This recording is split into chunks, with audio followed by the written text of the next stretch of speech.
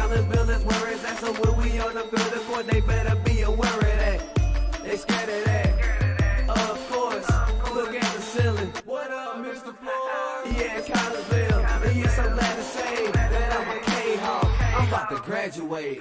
Yeah, you know what it is. Collinsville High School, a champions. Yeah, screaming that's us. And when we on top, boy, quit fussing. All around my town, everything is white and purple, white and purple, white and purple, white and purple. We shut it down for the school and the sports team. White and purple, white and purple, white and purple, white and purple. White and purple, yeah, I know you see it. You see the chaos and you tell yourself you wanna be it. I go to CHS, so I am a champ. I ran this game so long I'm starting to get a stomach cramp. Class of 1 and 2, but we're number 1. Shout out to all my juniors, yeah, you know we get it done. White and purple, you already know. It's little easy peasy and that boy lay low. Yeah, you know what it is. Collinsville High School, a champions. Yeah, screaming that's us. And when we on top, boy, quit fussing. All around my town, everything is white and purple, white and purple, white and purple, white and purple. We shut it down for the school and the sports team. White and purple, white and purple, white and purple, white and purple. I'm about my white and purple, Scarface and DJ Screw. We on the peak of the mountain, best at what we do. Yeah, we the champs, homie, but we ain't selling shoes. These boys bleeding purple, call us the chief and crew. They don't gotta do it big, cause I don't play with sports. I play my cards right. Now we're good report. When Dub 12 comes, it's time to roll off. I'm the back cause everybody rolling with me, K-Hawks. Yeah, you know what it is. Look, all the freshmen, all the fresh boys, High school champions. yeah, they know what it is.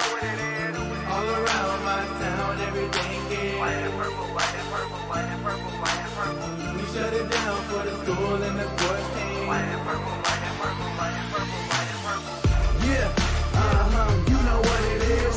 Collinsville High School, a champions. Yeah, screaming that's us. And when we on top, boy, quit fussing. All around my town, everything is white and purple, white and purple, white and purple, white and purple. We shut it down for the school and the sports team. White and purple, white and purple, white and purple, white and purple.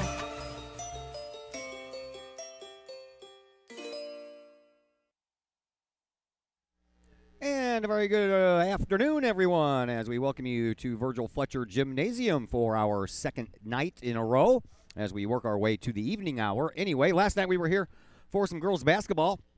Tomorrow we'll be here for some girls basketball and some boys basketball, but tonight we are here for some Collinsville Kahok wrestling. A very good afternoon to you once again. My name is Todd Duke. Coach Tom Blaha will be along here in just a little bit to join us as we welcome you into the Chiropractic Works pregame show. Chiropractic Works in Collinsville, owned and operated by Dr. Chris McCluskey. He and his crew are focused on helping as many people as possible live high-quality lives, all through chiropractic care and wellness. You can visit Dr. McCluskey at Chiropractic Works in Collinsville at 410 Regency Center. That's just off of the Beltline Road in Collinsville, or you can give them a call at 343-3602 or online at chiropracticworkscollinsville.com. You saw back in the distance the Kahok boys basketball team getting ready to head out as they have a game in O'Fallon tonight. But we're here for some wrestling action. Collinsville, they will be taking on Jacksonville and Wood River, and both Jacksonville and Wood River will take on each other as well. So it'll be a little weird at some point in the festivities when we do not have our camera focused on Collinsville wrestlers, because there's only 3 teams here tonight. So at some point, Collinsville will have to sit out while Jacksonville and Wood River battle each other. So Collinsville comes in at 18-8 on the year. Jacksonville comes in at 13-6, and Wood River comes in at 17-11. I had a chance just a little while ago to catch up with Collinsville wrestling head coach Joe Beavis as he finishes out his first year in the regular season, as tonight is the season finale and it is senior night here at the wrestling match at Collinsville High School. So our conversation with Coach Beavis will be coming up in just a moment here on the Kahok Sports Network. As the Director of Sports Medicine at Next Level Performance Institute, I oversee the care of all of our athletes, many high school, collegiate, and professional. Our goal is to help athletes stay on the field and maximize their performance. We have state-of-the-art diagnostic equipment where we can actually perform testing to get to the root cause of problems that could be getting in the way of athletic performance. When it comes to taking care of athletes, we take a full body approach, whether it's musculoskeletal ailments, nutritional issues, organic issues such as headaches, sinuses, digestive issues. We have advanced training to where we can remedy health issues and return that athlete to play as quickly as possible. If you or your athlete are dealing with any kind of nagging sports injury and would like to see if we can possibly help, feel free to give us a call or come by the office anytime.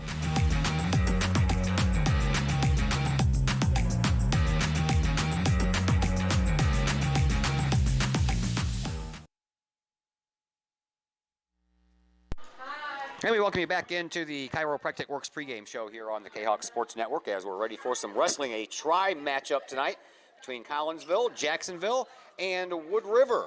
And joining us now is Collinsville's first-year wrestling coach, Joe Beavis. Before we talk a little wrestling, let's talk a little football. I was reading up on you some more today and found out that you were quite the football player at your days back at Edwardsville High School, and that led you into a little bit of some coaching. So tell us a little bit about that trip. Well, about half a lifetime ago at this point, I used to be pretty good at football. Played at Edwardsville High School. Was fortunate enough I was a two-time All-Stater in high school. Fortunate enough to get a full-ride scholarship to University of Illinois, where I was a two-year starter, 4-year letter winner. And then after that, I ended up playing, I think it was 7 years of indoor football. Kind of traveling all over the country, not making any money, but having a heck of a lot of fun. That got me into coaching. I just have a passion for the sport and have a passion for working with young people, and with wrestling and football, those are just great outlets to teach, not just the sports but life lessons as well. The Indoor Football League. Now, I lived in Florida for a little while, and my mom was a season ticket holder for the Arena Football League. It was a lot of fun going to those games, and it's the same kind of premise. So tell us a little bit about that experience and how much different it is playing in the indoor sport. I'll tell you what, after college, I was a little bit maybe jaded from the sport a little bit. I didn't have a great senior year experience, and I went and started playing indoor football, and that definitely reignited my love for the sport. And just getting to bond with the fans. I mean, there weren't a ton of fans at home, but it was the same fans every week. And you're on a hockey rink, but there's no glass, so you go lean on the wall, or if you tackle somebody over the wall, they are literally landing on fans in the front row. But there were some fans that I knew I could go over. I'd mess with them. I'd just kind of look up in the stands and kind of the old, oh, hey, look. And they'd turn around and I'd steal a nacho from them. There may have been a couple times where I probably should have got fined because I probably, there was that Chiefs player a couple weeks ago that I think had a little Bud Light during one of the touchdown celebrations, and I may have done that in my day as well. But it really kind of reignited the love for the game.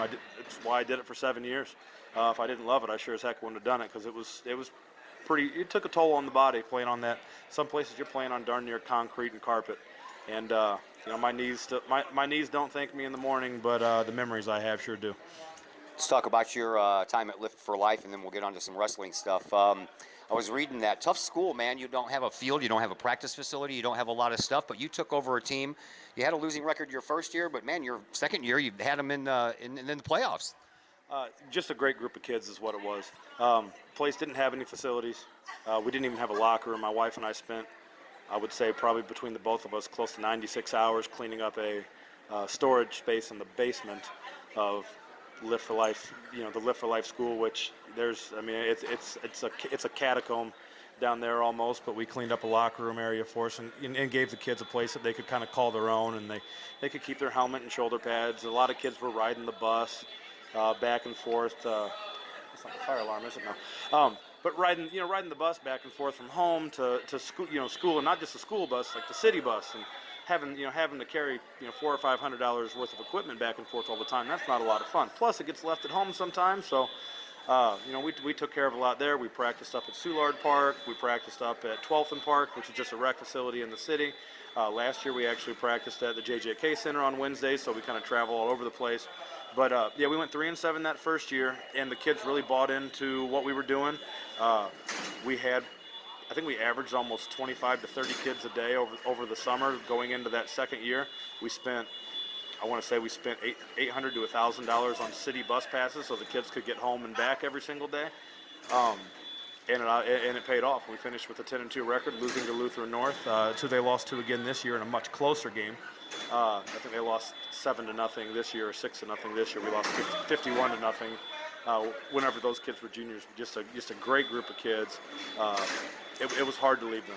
It was hard to leave them for sure. There were, we share a ton of memories. I keep in contact with a lot of those kids. Oftentimes I'll just get a text out of nowhere.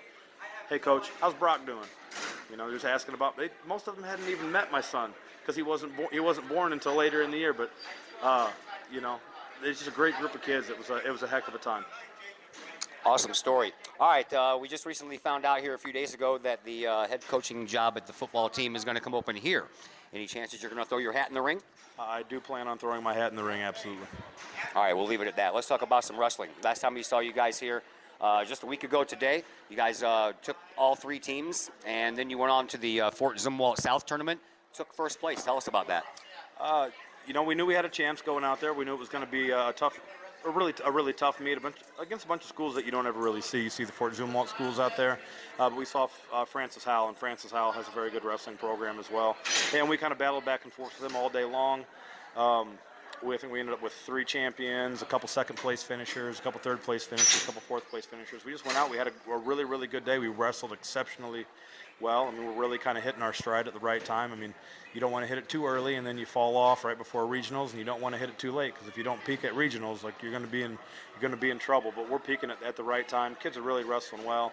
We're not losing matches because we're out of shape. If we're losing matches, it's because the kid's stronger than us, better technique. But we're not losing anything because we're out of shape. And in the matches that we should win, we're winning. And there's even some matches right now that our kids are they're digging deep and finding those guts, and they're winning maybe some matches that they really even shouldn't. All right, let's go to tonight's contest. You have Jacksonville and you have Wood River here tonight. What do you know about these 2 teams? How are you going to pull this off? Well, we saw Jacksonville at the Muscuda tournament, Muscuda Invitational. They've got some tough kids in the lineup. They're going to bump some kids around to try to get some of the best matchups they can. I think we're just going to have to go wrestle hard. Just kind of what we've been doing. We're really kind of focusing on us. Next week we'll really kind of start focusing on some of our tougher regional opponents that we might need to knock off. But during the entire season, we're just kind of worried about us doing what we need to do, taking care of business. And then Wood River, unfortunately, I think their head coach said they've had a string of maybe 6 or 7 injuries, where they were maybe forfeiting 1 weight 3 weeks ago, and right now about half their lineup's out. So they're kind of in a hard way right now. Unfortunately, it would have been nice to have a nice full dual meet against them tonight, but it wasn't in the card. So it's going to be probably a good opportunity for us to get all of our seniors a match this evening, and still come out of here with 2 victories, hopefully. Thanks for the visit, Coach. Go get them. Yes, sir. That is Joe Beavis, your wrestling head coach here at Collinsville High School. We'll take a break here on the Chiropractic Works pregame show. When we come back, Coach Tom Blaha will join me, and we'll get things started here from Virgil Fletcher Gymnasium next on the Kahok Sports Network. As the Director of Sports Medicine at Next Level Performance Institute, I oversee the care of all of our athletes, many high school, collegiate, and professional. Our goal is to help athletes stay on the field and maximize their performance. We have state-of-the-art diagnostic equipment where we can actually perform testing to get to the root cause of problems that could be getting in the way of athletic performance. When it comes to taking care of athletes, we take a full body approach, whether it's musculoskeletal ailments, nutritional issues, organic issues such as headaches, sinuses, digestive issues. We have advanced training to where we can remedy health issues and return that athlete to play as quickly as possible. If you or your athlete are dealing with any kind of nagging sports injury and would like to see if we can possibly help, feel free to give us a call or come by the office anytime.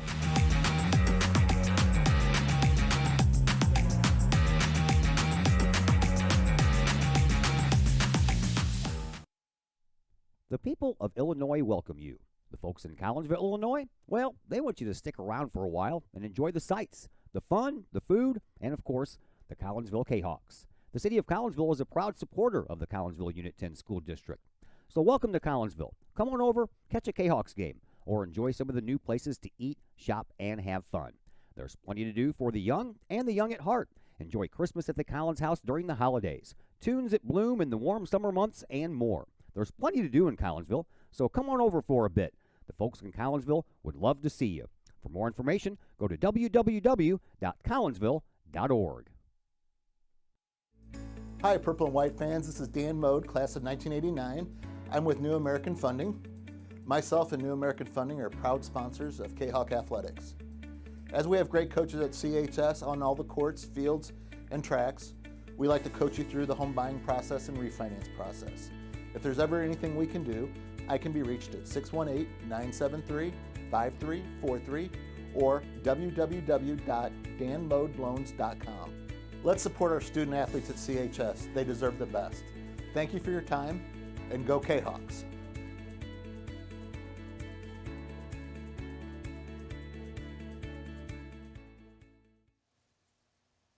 Cafe Agape serves up some of the best sandwiches, burgers, pork steaks, meatloaf, and more in Collinsville.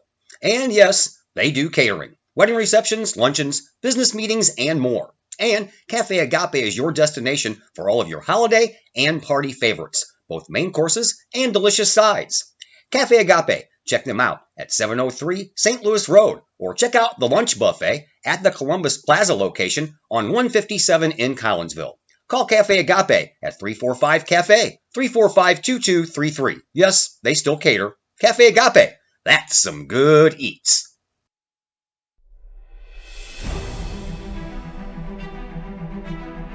At Visionary Wealth Advisors, we empower you to see your future before it's your future, to create your inheritance,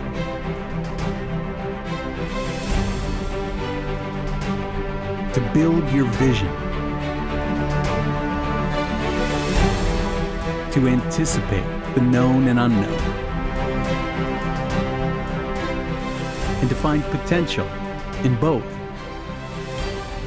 and build new dawns. Visionary Wealth Advisors.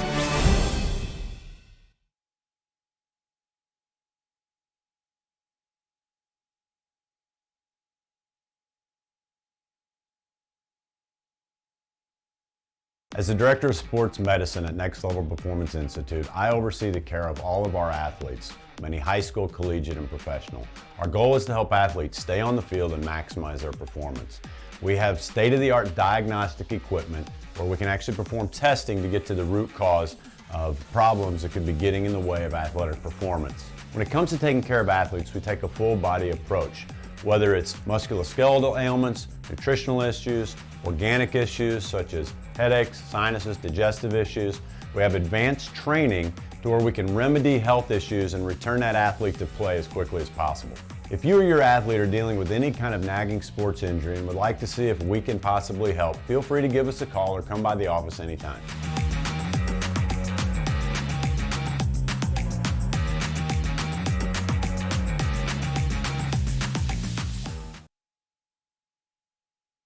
We welcome you back to Virgil Fletcher Gymnasium. I am Todd Duke. Coach Tom Blaha will be joining us here in just a little while, but he is going to take part in the senior night festivities here at Virgil Fletcher Gymnasium. So we're going to turn up the speakers for that one when they start that festivity.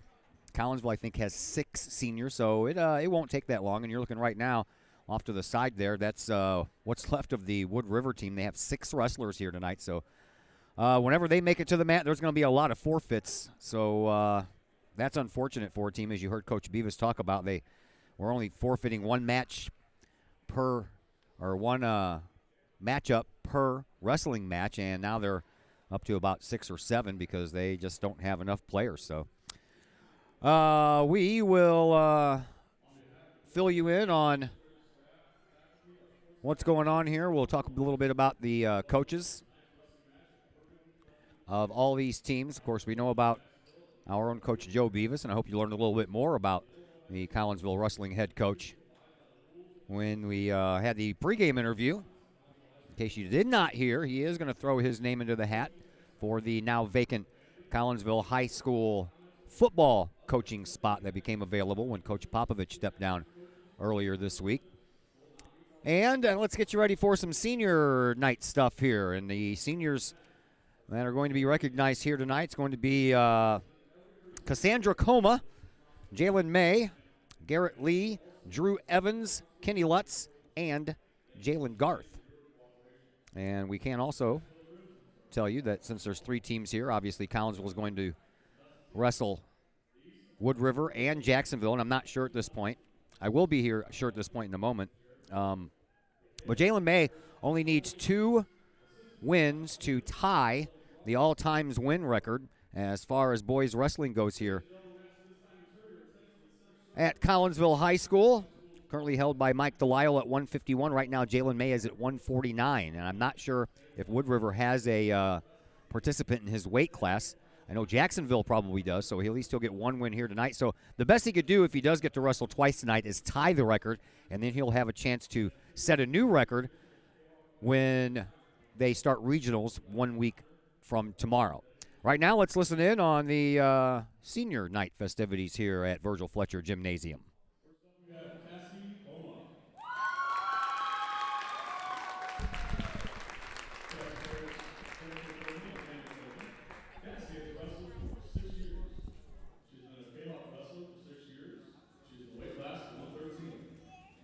Favorite Kahok wrestling moment is when they went to the girls' tournament with only 3 girls who placed third out of 21 teams. Cassie also played Kahok soccer, Kahok softball. Other activities include FCA and Spanish club.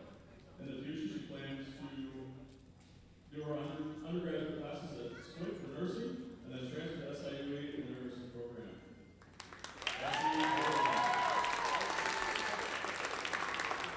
Next up is Drew Evans. Drew has wrestled for 14 years. He's been a Kahok wrestler all 4 years, and his weight class is 152. His favorite Kahok wrestling memory is sophomore year was Grand Sleeping, a kid that beat him all freshman year. Other sports played football in 9th and 10th grade. Other activities, Drew is also a Collinsville prospect. In the future, he'd like to go to college where he wants to keep wrestling and major in criminal justice or physical therapy. His favorite quote is, "Can't fix stupid," from Coach Block.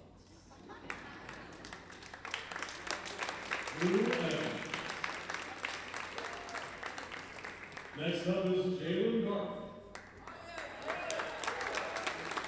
And Jalen Harris has wrestled for 6 years, and he's been a Kahok wrestler all 4 years. His weight class is 195 pounds. His favorite memory is wearing his singlet backwards. He has also played football, and he is going to play volleyball. Other activities, building trades, and last year's union. Future plans like freelance and aerial photography. Online retail management as well. Favorite quote, "Once you wrestle everything, life is easy." Jalen Garth. Next up is Chase Capello. His parents are Pete Capello and Robert Collinsville. He wrestled. This is his first year. This is his first year being a Kahok wrestler. He's in the 102-pound weight class. His favorite Kahok wrestling memory is November 11th, 2019. Other Kahok sports played is run cross country, track, and he also played lacrosse. He is president of the Chess Club, Sign Language, Spanish Club, Saturday Scholars, and People Against Litter. In the future, he'd like to join the military, preferably the Air Force. His favorite quote is, "Be the best you can be, Coach the Beat." Chase, that's it. Next up is Garrett Lee. Garrett has wrestled for 9 years. He is in the 138-pound weight class. His favorite memories when Coach Blaha was going down the line freshman year and tearing the truth apart after a bad knee, and stopped at me and said I was actually okay. Other sports are cross-country and track. Other activities, Garrett is part of the student council. In the future, he plans to attend the University of Missouri and study pre-law and then go to law school. His favorite quote is, "Marco." Garrett Lee.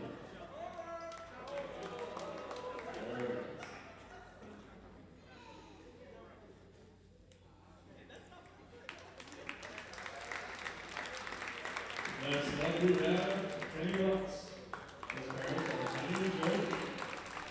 Kenny has wrestled for 13 years. He's been a Kahok wrestler for 8 years. He is in the 182-pound weight class. His favorite memory is Juan Dodge and Roxanna kids punched my sophomore year. Other sports, football, baseball, and track. Kenny is involved in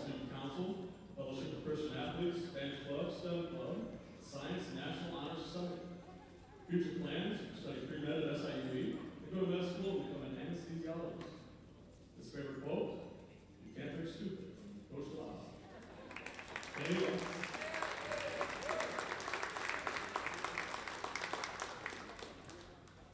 And last but not least, senior Jalen Day.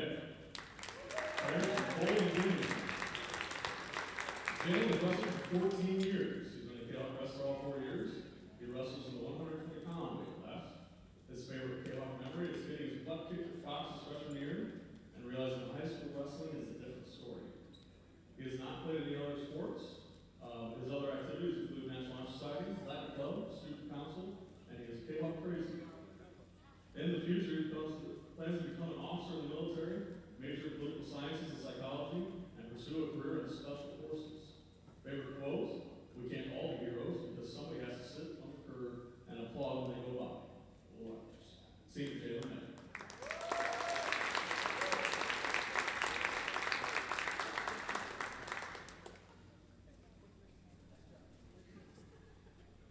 Parents, family, and friends, this is now your time. Please do not lock the photography if you'd like to take a picture now.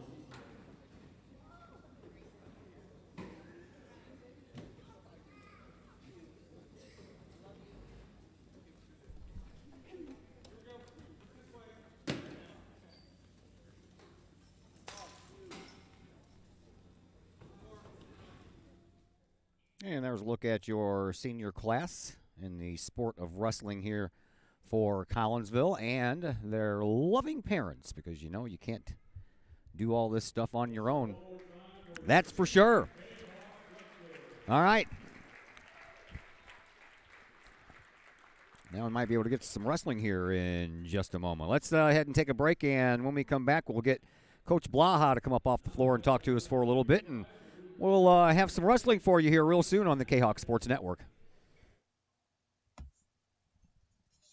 First National Bank of Waterloo, celebrating over 100 years of banking in the Metro East.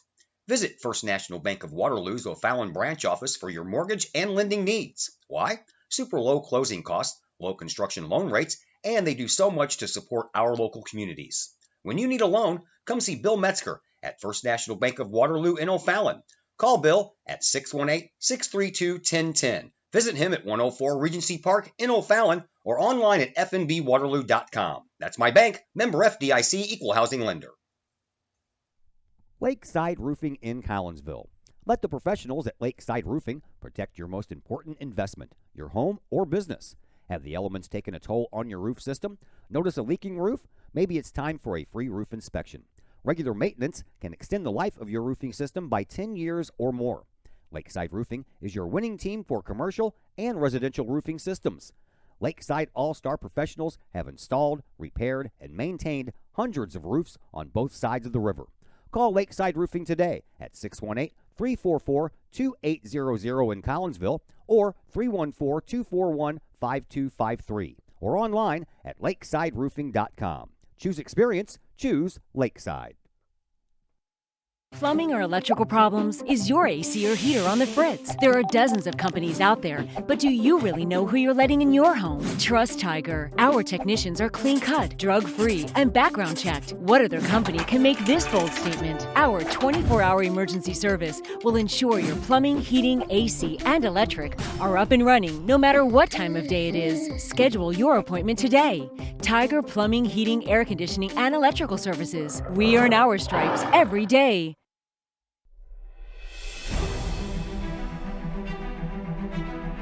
At Visionary Wealth Advisors, we empower you to see your future before it's your future, to create your inheritance,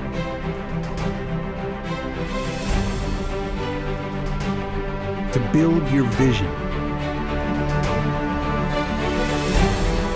to anticipate the known and unknown, and to find potential in both, and build new dawns. Visionary Wealth Advisors.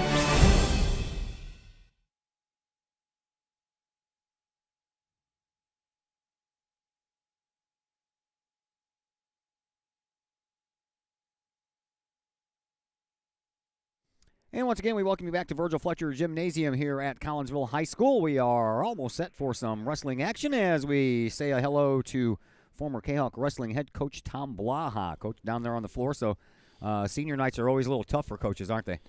Well, yeah, there's a lot of stuff going on, especially having 7 seniors,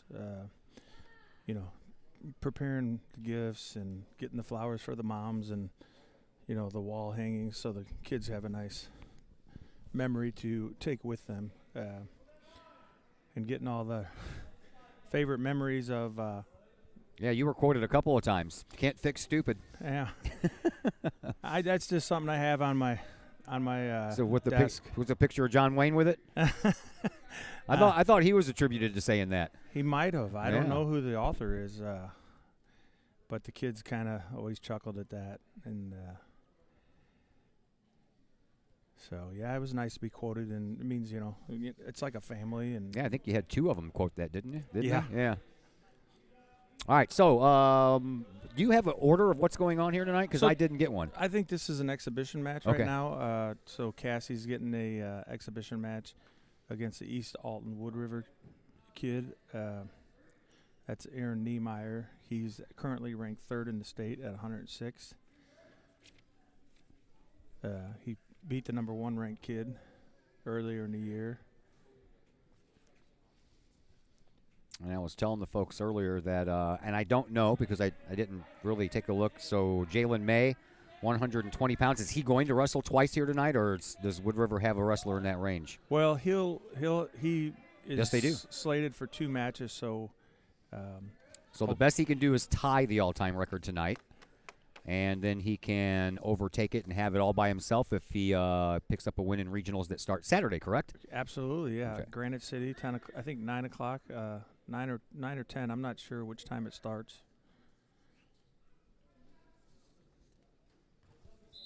Well, that would be a nice way to end your senior season, wouldn't it? Of course, it'd be nicer to move on.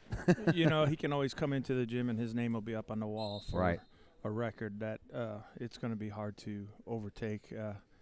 I thought 151 by Delisle was set pretty high. And Jalen just kind of, he stayed pretty steady all the way through high school, all 4 years. He actually had to sit out a couple matches his junior year. Got hurt. So he lost a few matches, or he'd have the record already and many more. So, he's up at 40 matches already this year, so he's 40-3. 40-3, yeah. All right, well, you have the information in front of you while we're watching an exhibition match. Why don't you fill everybody in on the 2 opposing coaches and what they bring to the table? Okay, so the first match we're going to be wrestling Jacksonville, and Brian Hall is the coach, and he's in his 34th year in public education. He's a special ed teacher. It's his 28th year at Jacksonville and 24th as the head wrestling coach. So we had many battles throughout the years, me and him.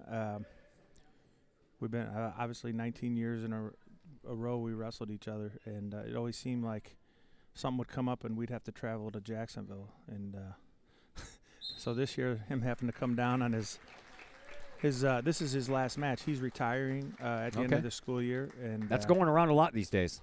Yeah. Well, I keep telling them all how much fun it is. Yeah. And he has 326 career dual meet victories with 191 losses. They're 13-6. He coached 22 state qualifiers, including 1 placer. And he also coached 2 girls to be girls state champions. And like you said, he's been there for 24. This is his 24th year. I was doing some research, and Irving August was the very first coach in Crimson history, but he lasted only 1 year. That was 1954 to 1955, and then 1955, Tom Cremoti took over, and he stayed there for 31 years. Wow, yeah, that's quite impressive. Obviously, only having 3 coaches in the history, that's and he took over. Cremoti, I know he always did a good job, and Brian's always done a great job. He's had there was a couple years they were undefeated, I think, for him, and he's won a few conferences and regional championships throughout the years. Is this also an exhibition match we're watching? Yeah, this Okay. is. I think the Kahok coaches are trying to get their seniors a match, whether in front of the home crowd, in Right. front of their family. That's always a nice gesture for the kids, and they enjoy it. Even if they don't, win the match, at least they get to go out and. Someone's got to win and someone's got to lose. There's always two people walk out on the mat. They want to win. Sometimes it don't always happen, but I know this kid is a first-year kid, never wrestled before. And I think they said he was the president of the chess club. Oh, really? So brains and brawn. Absolutely. If he could have, wrestling is just kind of like a chess match. I mean, if he had a few more years under his belt, he would. I think he would totally understand the sport, and you never know. He might go on and do something in the sport. Now, what do we know about Wood River's coach Tim Donahue? Because I could not find anything. There's no records available on the IHSA's website. So he's in his third year. He actually joined our duel last year. They used to actually be in our duel about 10 years ago, and then the coach dropped Jacksonville and us. Didn't work out in their schedule, and then he wanted to get it back. And they came into the year having high expectations. They currently have a record of 17-11 on the season. He's got some assistant coaches, Kyle Langford and Jared Foyles. And Jared Foyles, I think, wrestled for Roxana. And I think Kyle might have wrestled for him coming up through the ranks. So, they just had a bad rush of recent injuries that have set them back. They lost 4 varsity starters in the last 3 weeks. Their 107-pound junior, Brody Newberry, 182-pound junior, Dylan Oster, who was 16-4, broke his thumb, and heavyweight Jacob Weller broke his collarbone. And so they might only have one senior, Warren, at 152. So, obviously they're struggling going into regionals, and that's not really where you want to be. And then No, you got to feel for a program when they suffer that kind of injury. It's look what happened to our football team this year. We had high expectations for our football team, and one by one, the skill position players started going down with injuries, and we never could recover. Yeah, when Chris Chai went down in that first game, it really set them back a lot because he was like almost the only quarterback on the roster. And he'd been there for 2 years. So you're expecting big things, and I think Chris would have had a good year had he been able to stay healthy. And he tried to fight through it and play. So here we are. We're starting the match tonight at 1:20. We got Jalen May going up against Evan DeWitt. So May, as we mentioned, comes in at 40-3. Took first place in the Muscuda tournament. Took fourth place in the Granite City tournament, and took first place in the Fort Zumwalt tournament. The whole team took first place in the Fort Zumwalt tournament. And that was the following day after we were here last week. Yeah, they really had a great tournament, and I think almost everyone placed. So that's a nice tournament near the end of the year to see if you're ready for regionals. There's a takedown by Jalen. At least we can see the scoreboard this time. Yes, we got the full scoreboard this time. Oh yeah, I don't even have to keep score today. So, of course, the scoreboard on my screen and on your screen for those of you watching, we have the away team and the home team. So when we get to the point where Jacksonville wrestles Wood River, we're not going to change the colors. So we'll make sure that we keep everything on the home side, and we'll let you know who that is. When Collinsville is wrestling, you'll know the home side because it's purple. Absolutely. And Jacksonville will probably be red all night. They'll be because they have the red singlets, so that'll make it easy. And their name is the Crimson, which is a color, right? It's a version of red, I believe. Yeah. Okay. I don't know. I'm spitballing here, man. I think that's what it is. It's not Crimson Tide, so. Yeah, Jacksonville Crimsons, and I think they actually have a logo, but I'm not sure what it is. I'm not sure either. But I have a computer in front of me, so I can find out. I think it's, I don't know, the Crimson.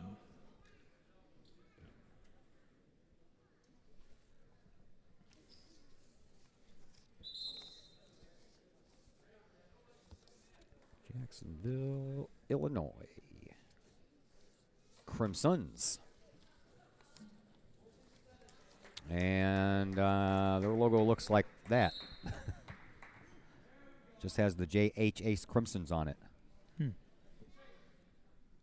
It's got a basketball on it. I don't know what that is. So here we got Jalen. He got a cradle on this kid. He's got 15 seconds left in the period. He's trying to secure the fall.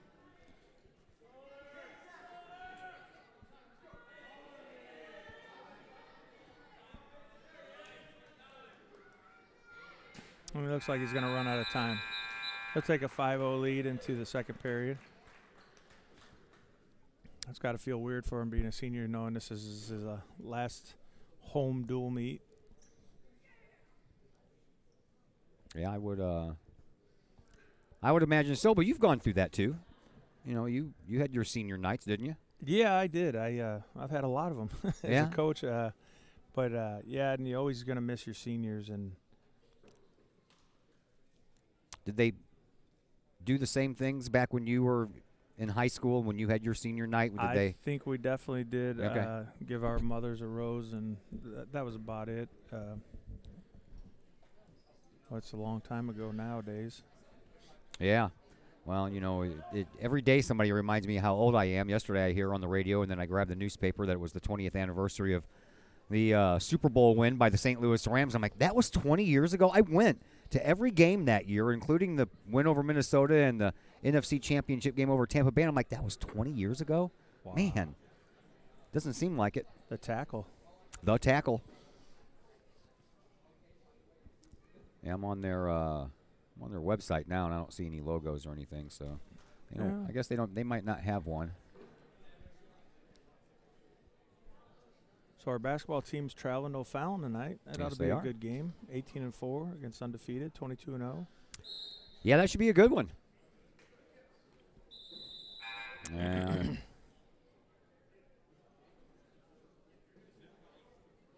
so are we the green team in this instance, I would guess, because it says red-green on the scoreboard. Yeah, we Okay. are green. We're All right. home. Home is green, so obviously because the Crimsons are definitely red. Definitely. Their school colors, by the way, are scarlet and white, so I guess maybe crimson's not a color, because you would figure if you're going to call your team the Crimsons, then your color would be crimson. Yeah. It's just my thought. So Jalen May right now on the point side, 5-0, and we are halfway through his match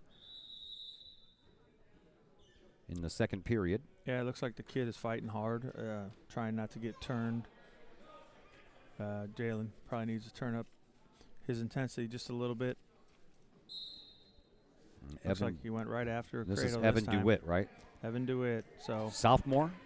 I think he is a sophomore. Yep, sophomore, and 10-7 coming into this. There you go. There's a Jalen May fall. gets a fall. Win number 150. 150. On his career. 150 for his career. So that puts him one behind Mr. Delisle. Brings the team score to 6-0. I think we started at 120, so we can end at 120, because you know we'll start the next match at 126, and then we can end the night with Jalen wrestling. Here goes Gannon Kane. He gets right to work. Got him a takedown. Looks like he's going after back points. He's got the criteria to get it. Now he's just got to secure that back to the mat.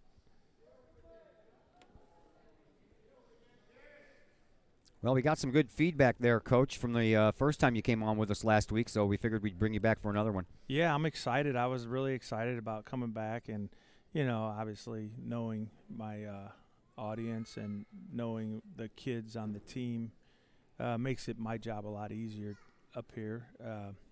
Knowing wrestling might help a little bit.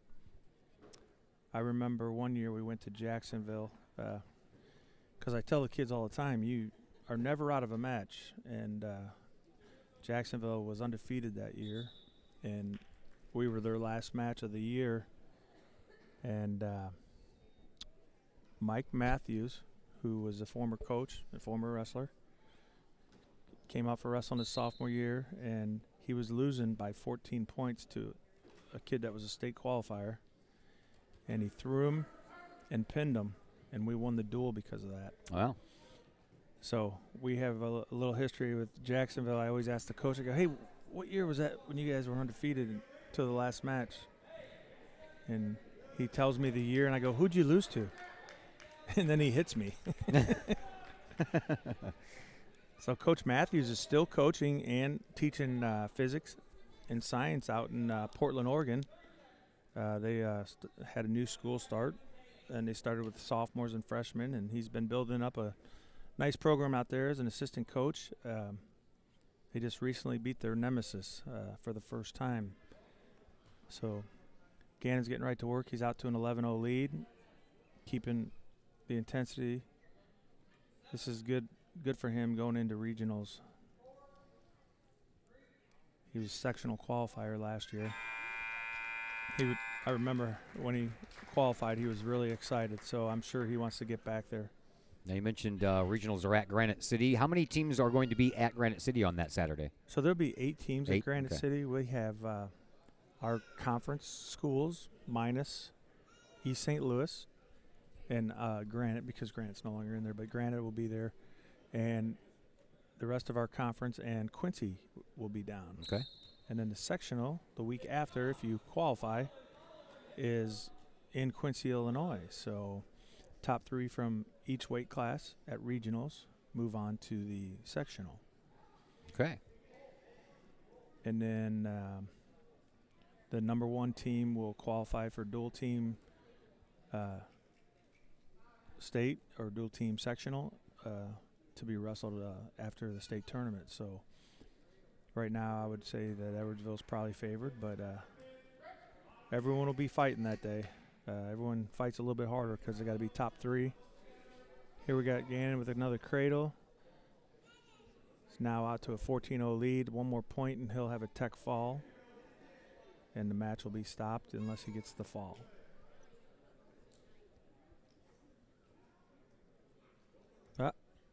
He rolled through and the arm was out, so he got lucky to get through there.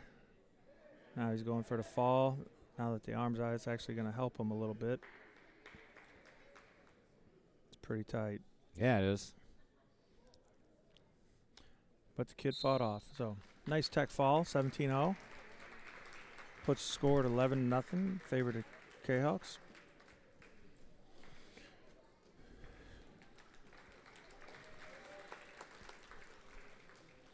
That kid was a freshman, or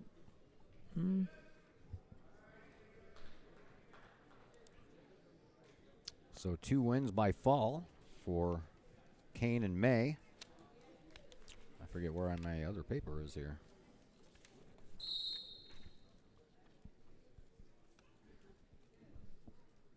What weight class was that? 132. So that was 132. I think it started at 126. Yeah. Okay. So here we have a freshman from Collinsville, Jacob Gregory. He's having a good year. He's 14-8. He actually did not get to wrestle at Fort Zumwalt because he had already had his allotted amount of tournaments for the year. Every kid's allowed 4 if they're going to wrestle at regionals.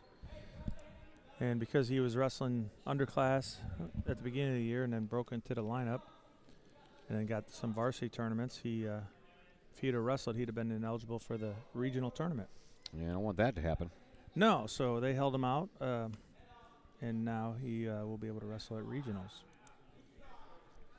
He's wrestling Tim Welch. He's a junior. He's one of their better kids on the team. He's 20-3.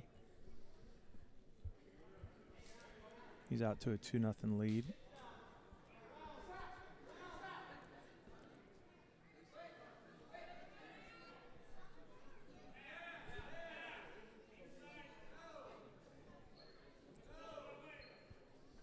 Looking at the records of their wrestlers, he is the best one on the bunch here, 20-3.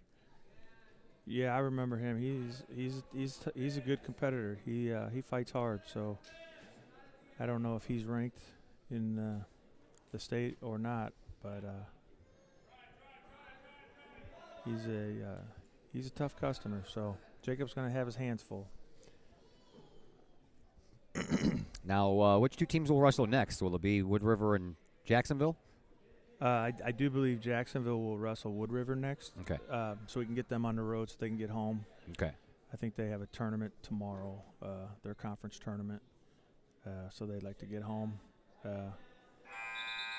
There were many years I thought about getting rid of this duel because it was, traveling the last week before regionals. But I always enjoyed the competition from a Brian Hall Jacksonville team.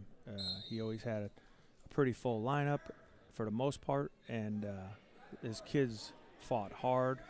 We'd have some good battles, and your good kids would get good matches. Going into the regional, you didn't want just a cakewalk all the time, and they always showed up and competed with us. So it's a nice match, and his kids weren't dirty. His kids did follow the rules, and it was a good warm-up for the regional. So this is good for the kids. And so far, Tim Welsh is getting the better of the Collinsville Kahok wrestler out here, Gregory. Yeah, but Gregory's fighting. I mean, this kid had a Mills half running it pretty hard, and looks like his hands are touching there, though. That could almost be called a full Nelson. You remember what that is? I got a teaching of that last week.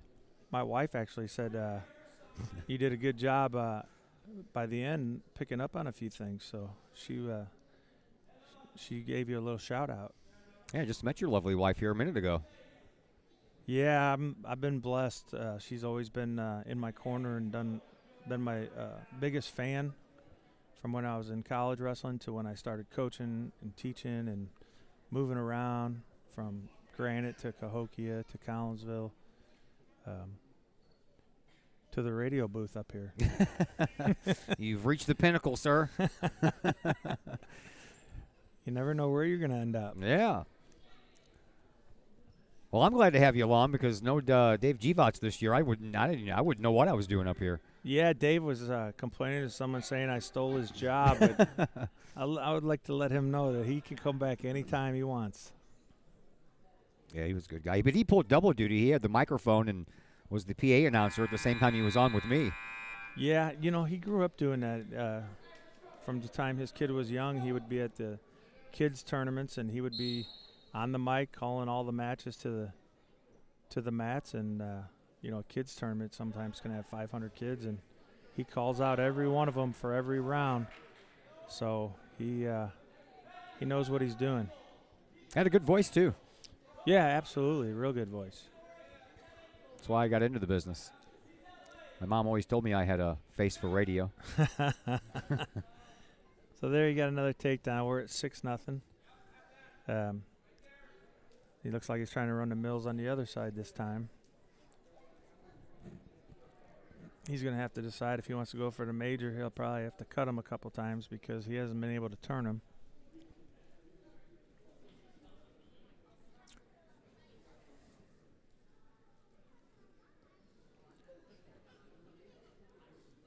We'll have Garrett Lee next, I think, right?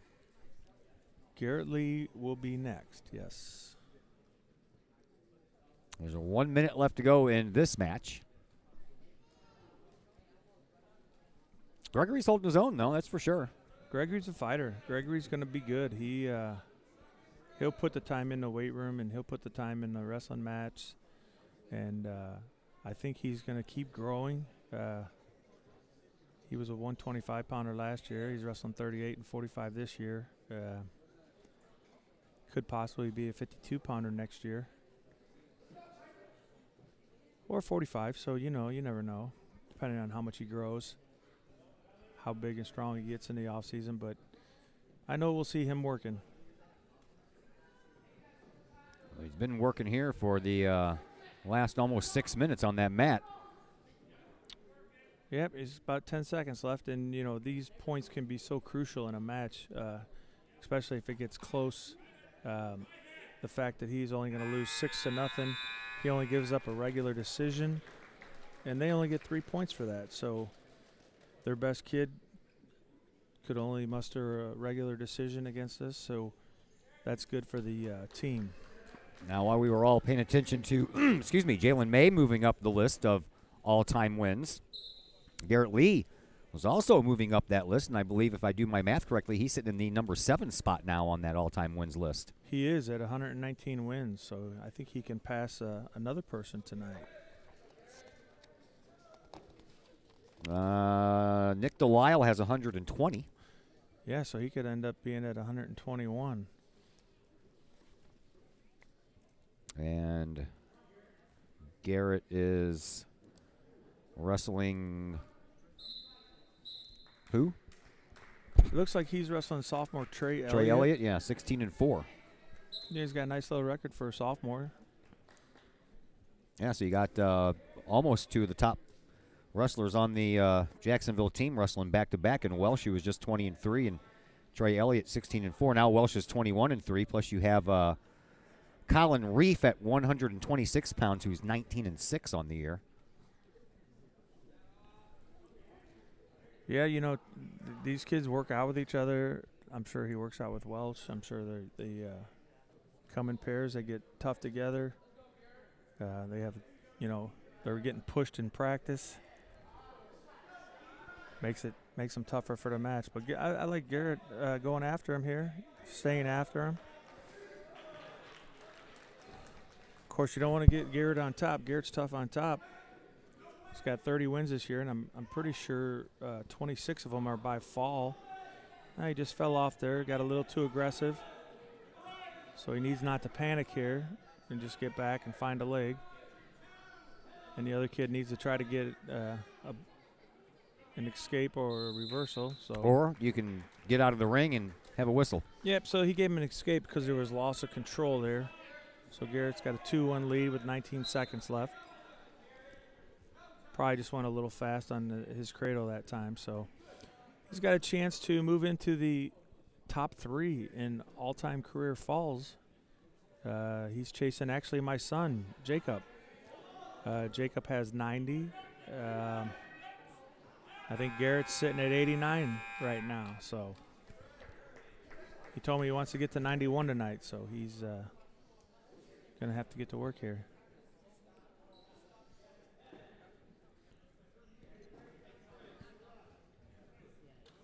So it looks like the Jacksonville kid's a little tired. And Garrett chose top in the second period.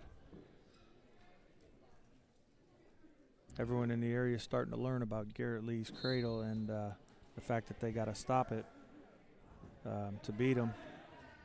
So this kid was trying so hard just to get out. Because he knows he's got to worry about that cradle. So, but when this kid has to work this hard to get away from Garrett, they end up getting a little bit tired. Oh, yeah, I would imagine so. So now Making me tired just looking at it. Garrett's got it locked up. He's got the arm locked up. Now he's got to secure the leg. Kid hit a nice roll through. Now they're out. Thought for a minute that Garrett was trying to push him back in the ring to avoid the whistle. That kid was, he almost had a chance. All he had to do was break free. But Garrett secured his head and kept him close, so it doesn't count as an escape.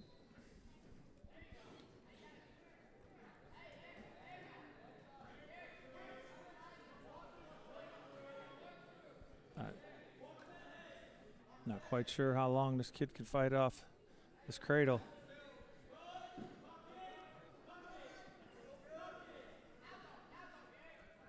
Oh, he got it locked. Oh, a little bit. A little too high. Yeah. Wanted it so bad. Got a little in trouble. 2 more points for That was a good fight Elliott. off by Trey Elliott. So he takes a 5-2 lead. So now Garrett's going to have to work. Elliott still have to be tired, so Garrett can just wait it out a little bit, catch his breath, and then make his move.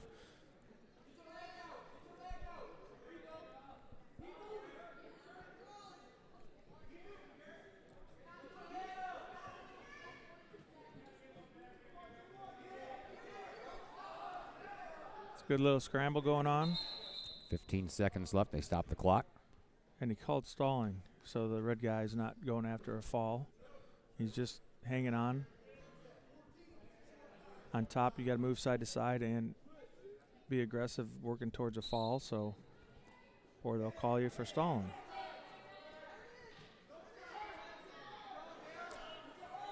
This kid's in trouble, but we only got 6 seconds left.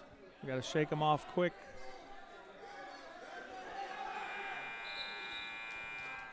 The kid escaped. So he's going to go neutral. That's a good coach. Smart coach on the other side saying, let's go neutral. He's going to have to take us down if he wants to put us in a cradle. So good match going on here.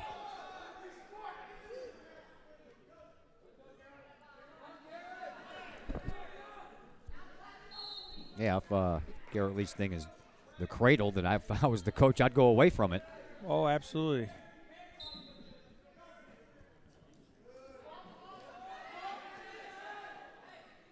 This Elliott kid's tough. Yeah.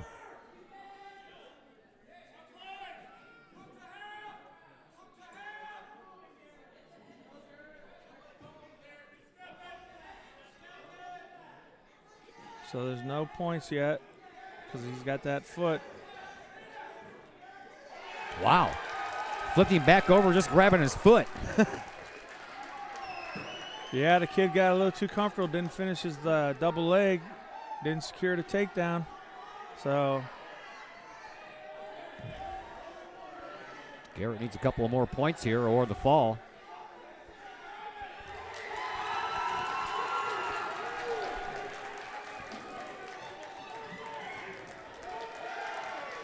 Two more points there. That gives Garrett a 1-point lead with 50 seconds left. Yep, he's staying after him. So important to be in good shape. Can't get high here. Well, if he flips him over, he's going to flip him out of the ring. Now they are out. 33 seconds left. Garrett's got a 1-point lead.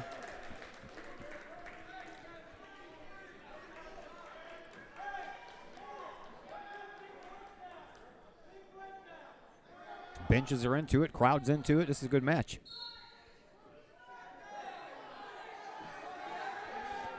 And Garrett's still going after it. You know, I think he really wants to pin the guy when maybe he should just hang on, ride him out, secure the victory. I'm sure he looked up at the clock before they got back to it and saw he had 30 seconds left. If he keeps that head, there's no break. There's no escape yet.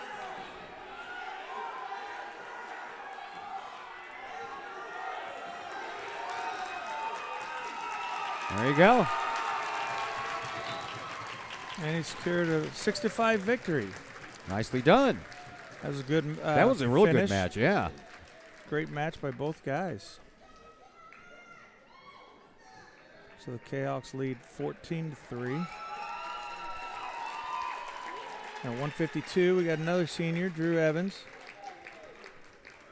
He'll be wrestling Aiden Braceno. Braceno. That would be my guess. Has that little wavy thing over the end. Yeah.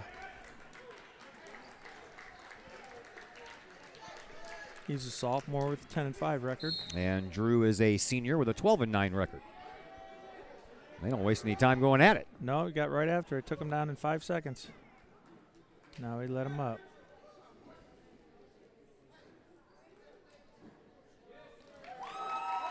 And he threw a nice lateral drop there. Oh, yeah. It's, got him right where he wants him. Going after the fall.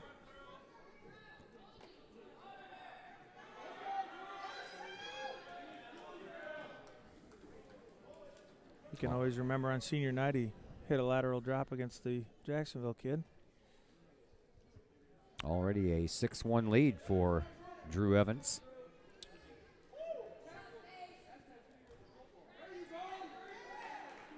Oh, he's got a nice cradle locked up. He's got to sit it back, pull it over.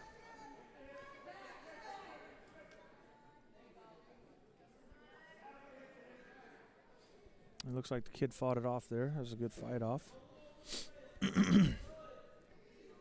So it looks like Jacksonville only has one senior. So they'll. I know they had a pretty good junior high last year. Getting to watch them wrestle because my son was in junior high. So Drew's just getting a little impatient here.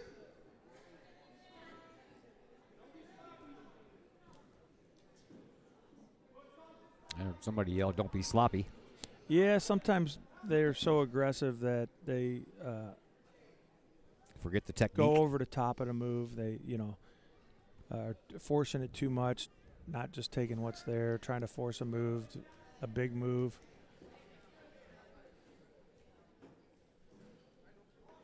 Only 5 seconds left in this first period. Yeah, it'd be nice to finish on top, which he did for a 10-3 advantage. So he got nice 4 takedowns in there. Looks like Drew's going to go down.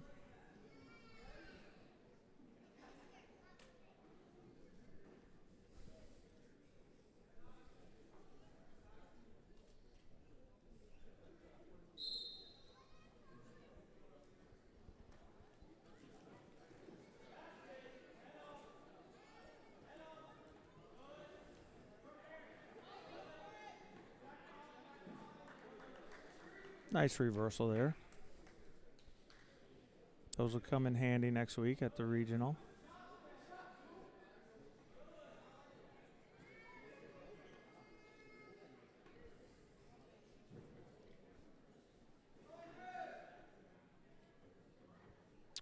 That's because the red kid's not trying to get away, and they want him to open up and move a little bit. So Drew's doing all the work, so they warn him for stalling. The next one will be worth a point.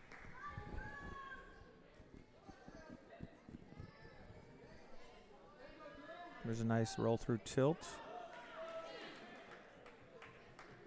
Secured 2 back points. You heard the ref call out 2. It's Nathan Harris on the whistle. He's being assisted by Sean Sawyers. Nathan did quite a few. There you go. And there's the fall. Third fall of the afternoon here for Collinsville. That puts them out to a 20-3 lead. It puts Drew up there. Drew, just like Garrett, they're pinners. I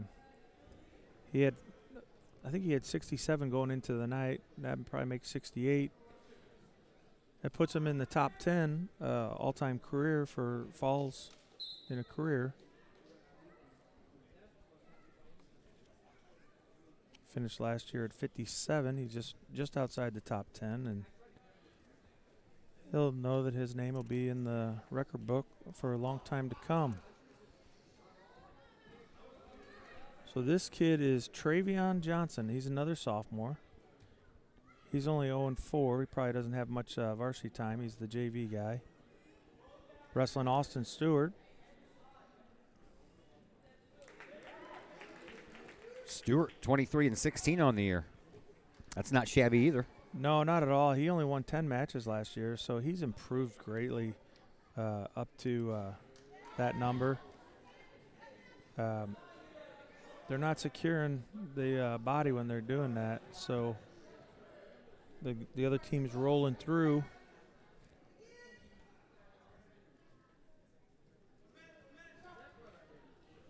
So Drew just passed Cole Zabala for all-time career falls. Cole was one of the guys who wrestled with Jake back-to-back weights, and I'll never forget the time he threw a guy in overtime to win in regionals for 3rd place with 5 seconds left on the clock, and it was a tight 3-3 match, and he just jumped in, threw it, and won the match. I'll probably never forget that. It was pretty exciting.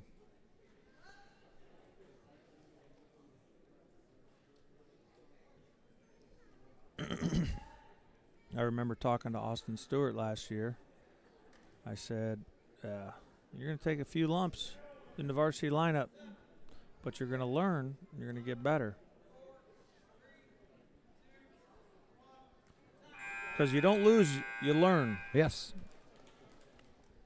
That's correctly. That is, because that's the same way you go in life, man. Absolutely. You learn how to do things better. So The only way you learned is because you probably messed up the first time. So that's not going to make Garrett Lee happy, because now he's still one pin behind Jacob Blaha. Yeah. So hopefully he gets a match against Roxana and can secure a win. It's a nice takedown by the Jacksonville kid. Caught his legs and drove.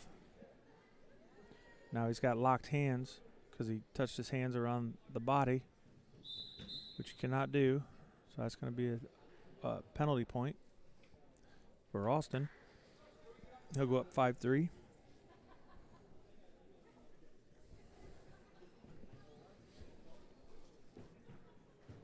And then Garrett Lee will have a chance to, if he passes Jacob Blaha or ties him tonight, then he can shoot for another guy, Kenny Lutz. Kenny Lutz's dad.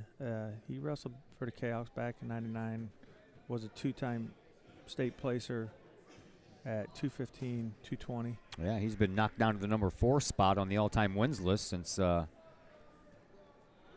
Jalen May has moved up that list. Yeah, and I think I know Joey Bachoki sat out a tournament this year, but he's another one that if he keeps his head to the grindstone, would have a chance to go after a lot of victories here at Collinsville. So.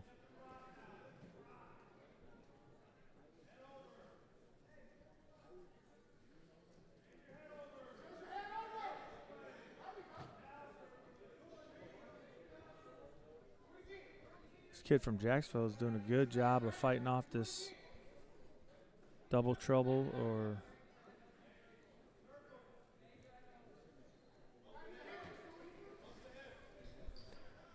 What year was Steve Rogers here? Steve Rogers. 92, 93. Okay, because I went to school with the Steve Rogers too, and I don't remember him being a wrestler. So I was just making sure it wasn't the same guy I was thinking of. Yep, 93 he graduated.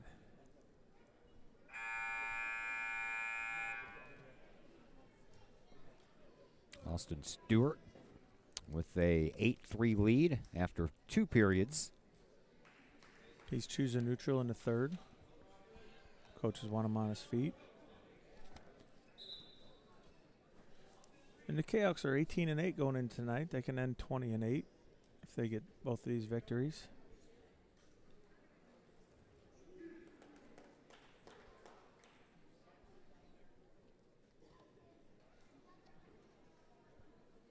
There's a couple matches they got away from them, but hopefully they can get them back next year.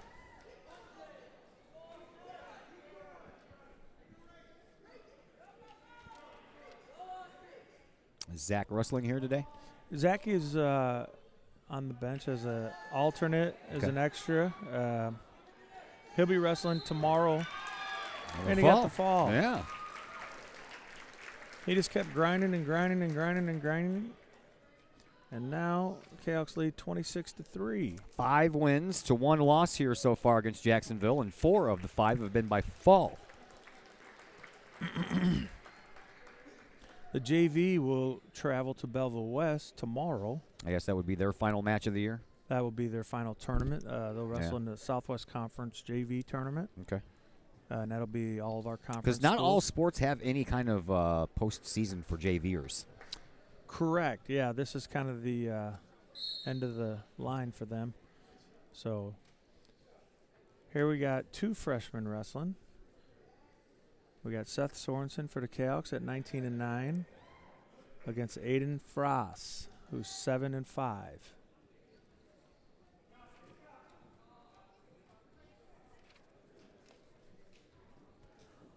So Seth got the takedown, and then they called a locked hands.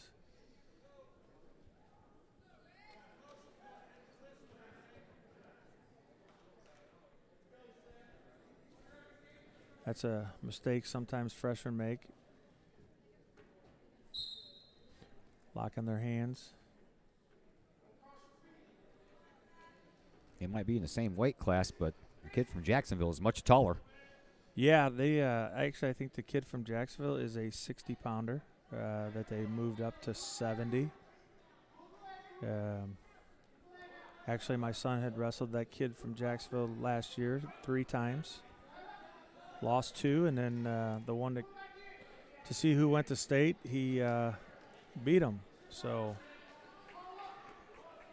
that's why we wrestle him. So we actually know the kid a little bit.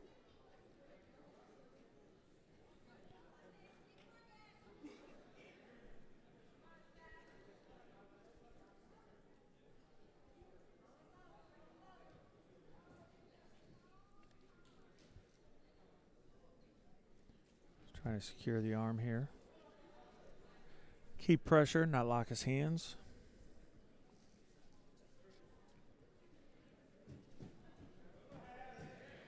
It's a nice little tilt. He's got to get the back down. He's getting a little too high. There's a nice transition there. There it is, another one. Nice transition. Went for the tilt, came right back to the half. Never stopped moving. That puts the score at 32-3.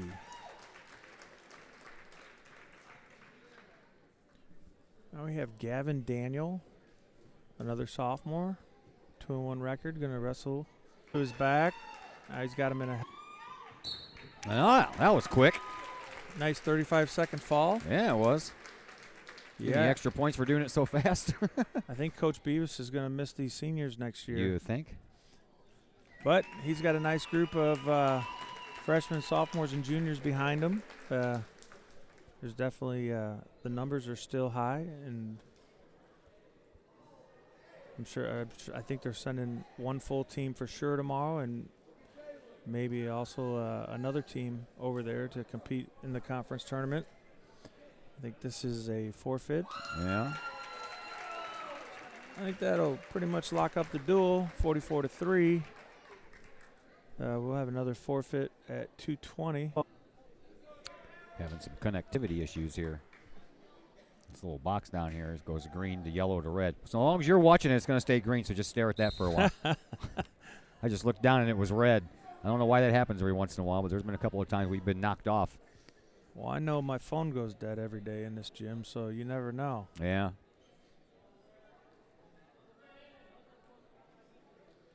All right, who's this? Aaron Phillips? Yep, Aaron Phillips. He's a sophomore. Came out last year as a freshman, and he's in his second year of wrestling. They kind of put him in the lineup about halfway through the year, and we've seen great improvement from match to match. There was a great snap down right there. You know, Aaron's a big kid, and he's 285. The weight class is 285. He weighs 285. He's a sophomore. If he gets a little more aggressive and a little bit meaner, he's going to be tough. We got to get him off his knees. Gets off his knees and his belly, he's going to be tough. Especially as he, matures into his body and being a junior. He's got this kid now. He's just got to secure it. Like I said, he's getting better and better after every match. So. Got some fast falls here tonight, folks. I don't even think we got a pool for that. So that's a nice win right there. It's a good comeback after the other night wrestling at Roxana. He was beating a kid and ended up getting pinned. So coming back and going after that. Now we're back to the small ones. Yes, we are. And here we got Brooklyn Murphy. I think she is a girls state champ. Sophomore, 13-8. And she is going to be wrestling Michael Cates. Michael's having a good year. He's 6-6.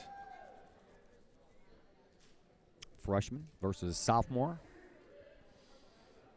6-6. That's 12 matches on the varsity side of things for a freshman. Yeah, and he didn't get into the lineup till late. They had another kid in there early in the year who ended up not being able to make weight no more, and then Michael was going to be put in the lineup, and then he had an emergency appendectomy, and he had to be out for a couple weeks. So, or an appendicitis, I can't remember which one it was. So, he was out for a couple weeks, but then he got back, and like I said, he's learning with every match. He's getting better and better. He had a good comeback win for the other night against Roxana. Kid took him down, put him on his back. He was down 5-0, and he kept fighting, and came back and pinned the kid. So Already behind here is Cates, 2 points to none to Brooklyn Murphy.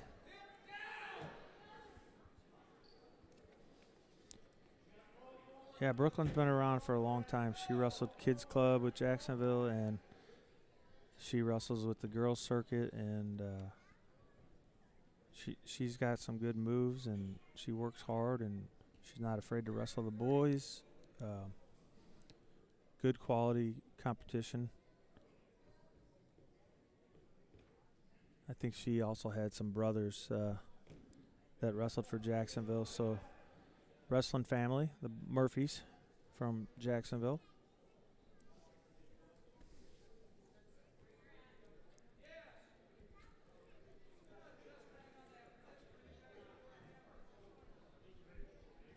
Guess it helps coming from a wrestling family, huh?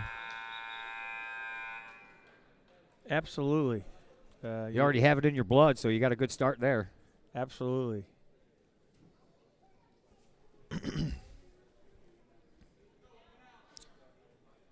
So Jalen Garth also, he just got a 64th win on the year, so he's getting close to the 70-win club, and you have to maybe get one more tonight and get a few at regionals and a few at sectionals, and he'll be right there.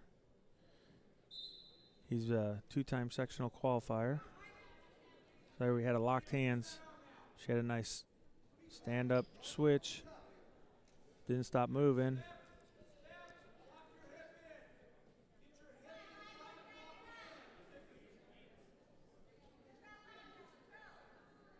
So we got a score of 5-0 in favor of Jacksonville.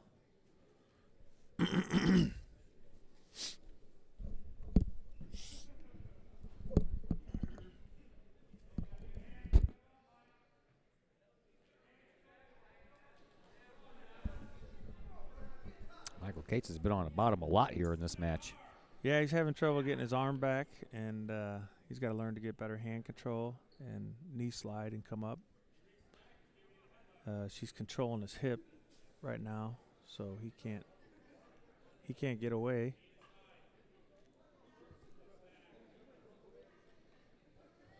One day in the books in the boys bowling tournament at St. Clair Bowl in O'Fallon. Collinsville sits in 11th place. They are 500 pins behind the leader, which is McChesney Park in Harlem. McChesney Park, Harlem, yep.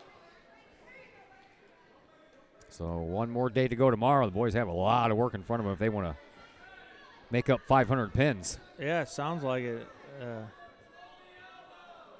I know they had a rough sectional, top 6 go, and they were the 6th team. So yeah, at one point they were down in 11th, and they worked their way back up to get that number 6 spot. Our bowling teams always have a good year. Sean Hay does a great job with the group. Sure does. He's been here coaching quite a while now. So, and then he's started that. I know they got the junior high bowling team started.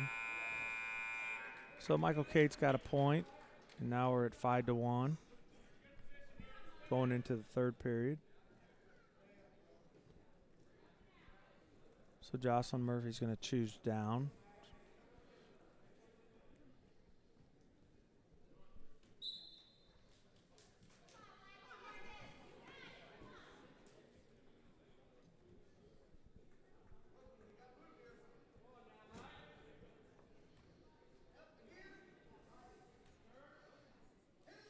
And he locked his hands again. That's the second time. That'd be another point. So now if he does that again, she'll get 2 points. And then if it happens again, Joey will be disqualified from the match. So he's going to have to be careful and smart, not lock his hands. Oh, that was a nice try at a headlock. And she fought it off and got the reversal. So we're at 8-1 in favor of Jacksonville.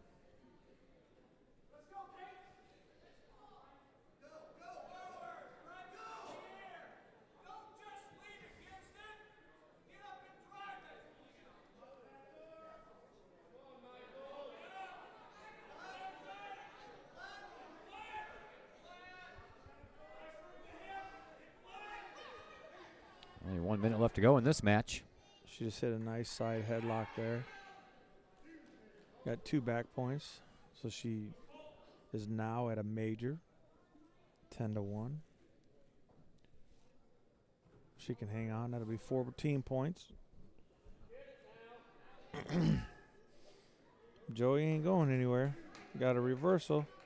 Make it 10-3. Took the major away.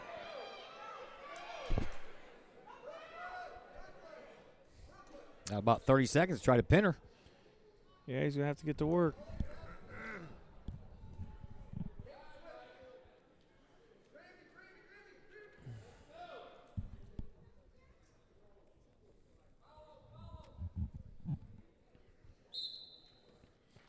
About 13 seconds left in the match.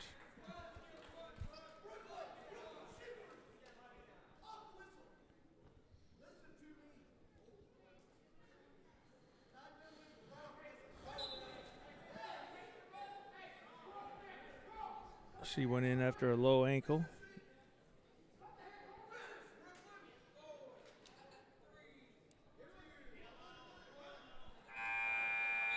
So Brooklyn Murphy will take the win, 11-3, and the score will be 56-7.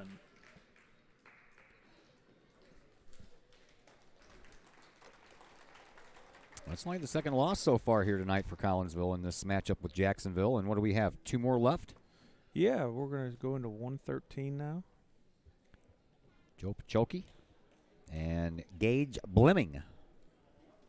Blimming is 14-6, and Joey is 22-6. Actually, looks like we got Cassie Coma. She finished in 3rd place at Fort Zumwalt. Yeah, she did get 3rd at Fort Zumwalt. So Cassie loves wrestling. I don't know if she's doing it at the next level, but I think she'll miss it.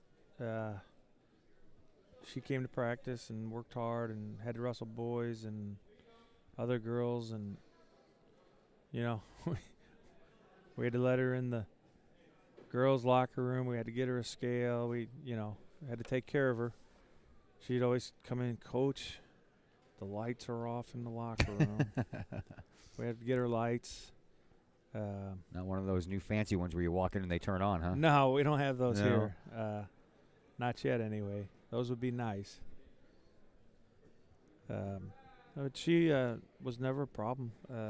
She went to the girls' state and was a match away like 2 or 3 years in a row.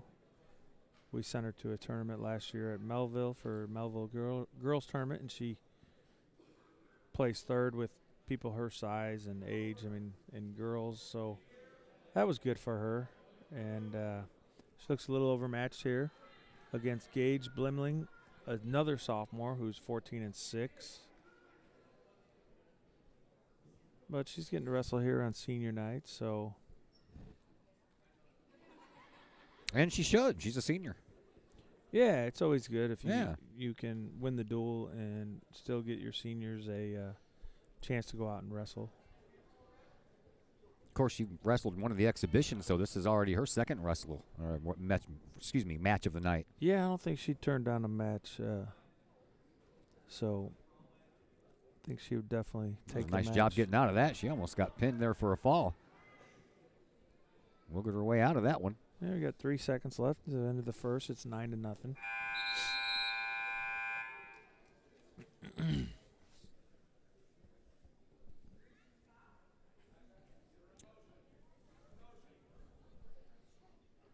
We have one final wrestler getting warmed up over there. Yes, yeah. That'll be the last match of the duel. That'll be Evan DeWitt, another sophomore for Jacksonville. So Cassie's on top, so she's trying to put her legs in and secure an advantage. She's going to have to learn to get her hips in tighter. She looks so small compared to the boy.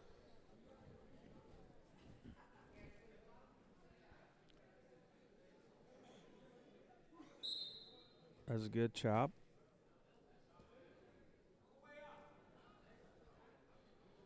Oh, she got a little high. Guy got her leg and reversed her.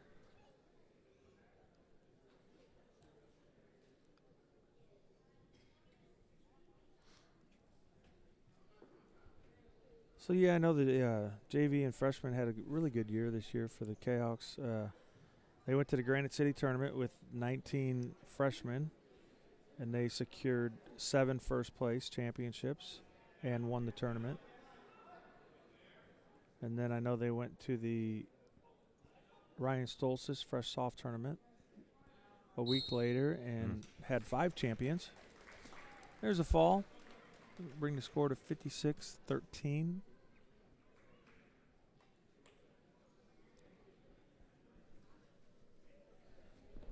So now we got Evan DeWitt and Justice Priester.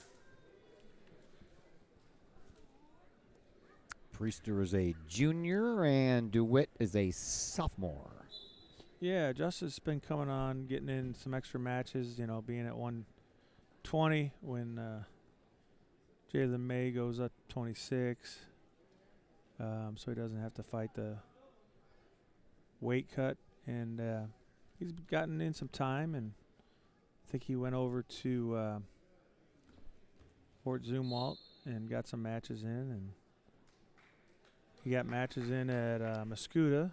He didn't place, but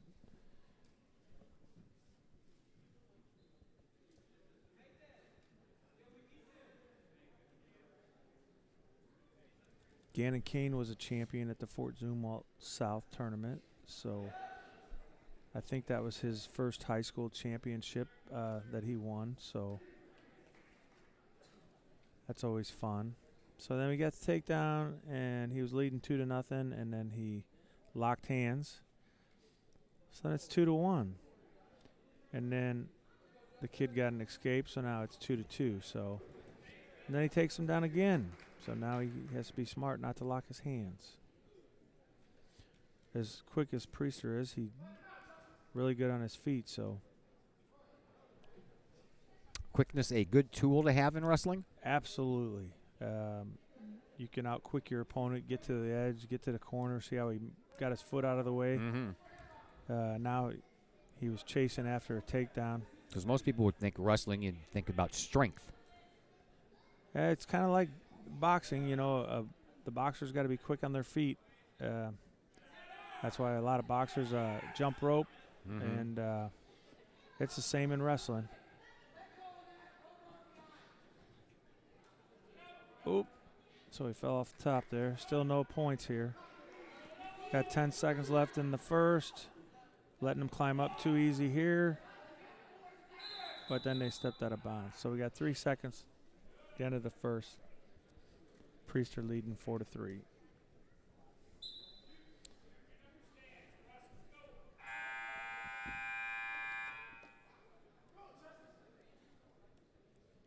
Tight match here. 4-3. Yep, 4-3. Priester. Jacksonville's going down this period.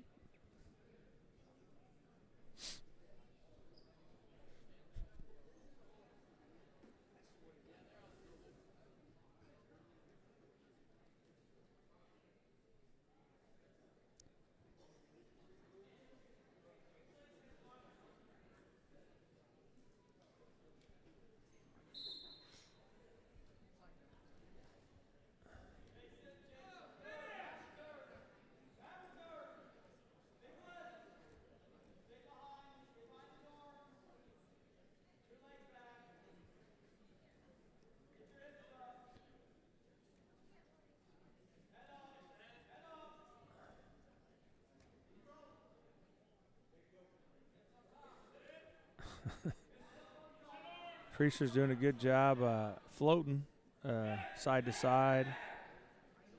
He's going to get in trouble here. Coach, I think, wanted to cut him.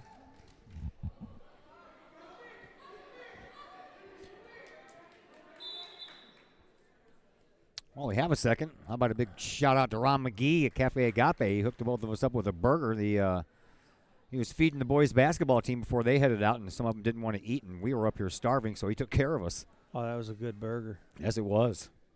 Yeah, it was nice of him to take care of us like that. So I didn't have a chance to go get anything to eat. Yeah, neither did I. After school, so that came in at the right time. It was a regular-sized burger, though, folks. It wasn't the Burgernator. That's the burger the size of your head. They do, man. They have a burger that's like that big with a big old bun. And then he has this thing called the Cheeseburgernator, the Cheesinator. It's a hamburger, and the top bun and the bottom bun are 2 grilled cheese sandwiches with Texas toast. Oh, wow. It sounds wonderful. I'm full just thinking about that. Priester right now still with a 1-point advantage with 30 seconds left here in the second. Yeah, he's getting a little high here and a little out of position. Looks like he's actually pinned now. Looks like the other guy's pinned. I don't know if the ref knows what to call.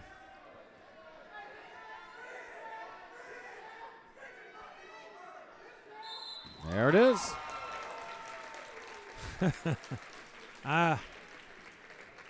Talk about good luck. That'll end the duel at 62-13. Bring Collinsville to 19-8.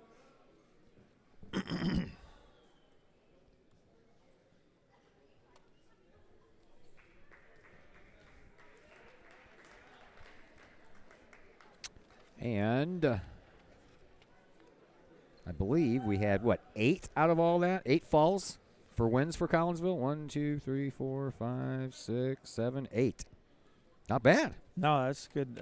That's a good duel. That's getting after it and securing the fall. So. Round 2 coming up with feature Jacksonville versus Wood River. Jacksonville and Wood River will be coming up in just a moment. We are going to step aside. A little commercial break for you coming up. And then we'll be back and we'll feature a couple of teams that doesn't involve Collinsville, which I think is going to be a first for me here on the Kahok Sports Network. So bear with us, and we'll be back in just a moment here on the Kahok Sports Network.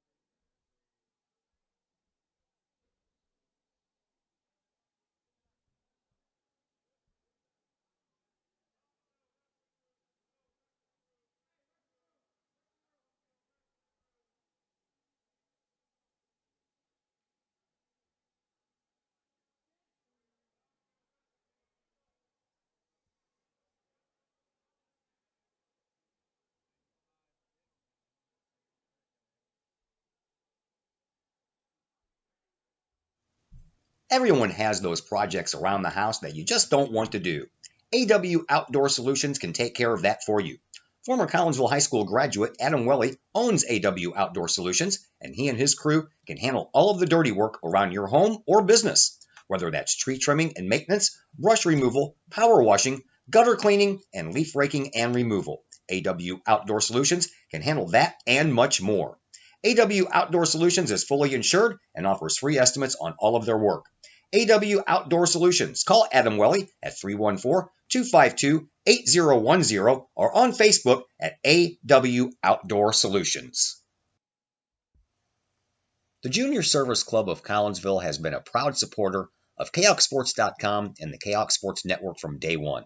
Since 1934, the Junior Service Club of Collinsville has been providing women in the community an opportunity to make a difference with fundraisers and projects, all that go towards helping the needy in Collinsville.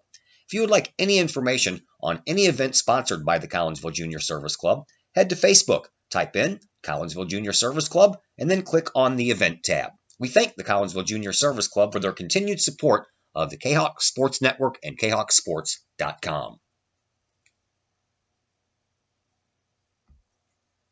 Brady Pest and Termite Management in Caseyville. Brady Pest and Termite Management is your local pest control source.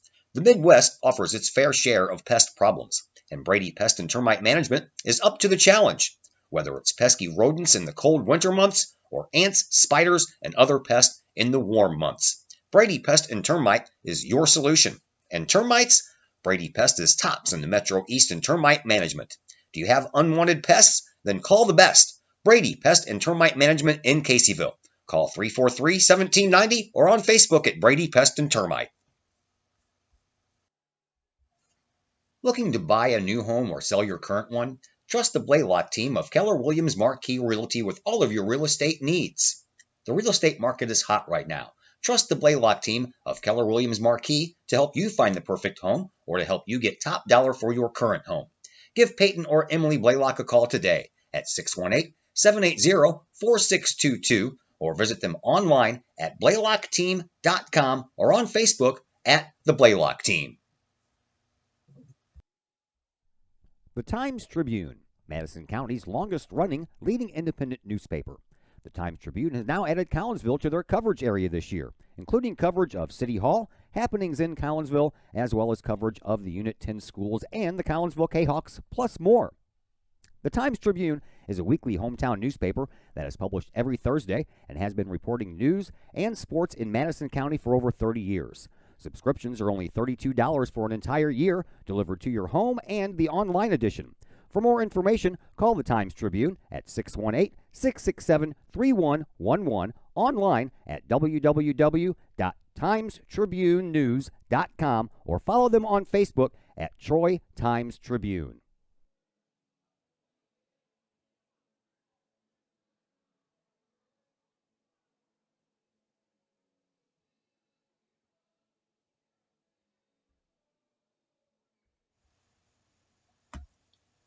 Code 3 Barbecue Supply, home of Code 3 Spices, is first responder owned by proud Kahok alums.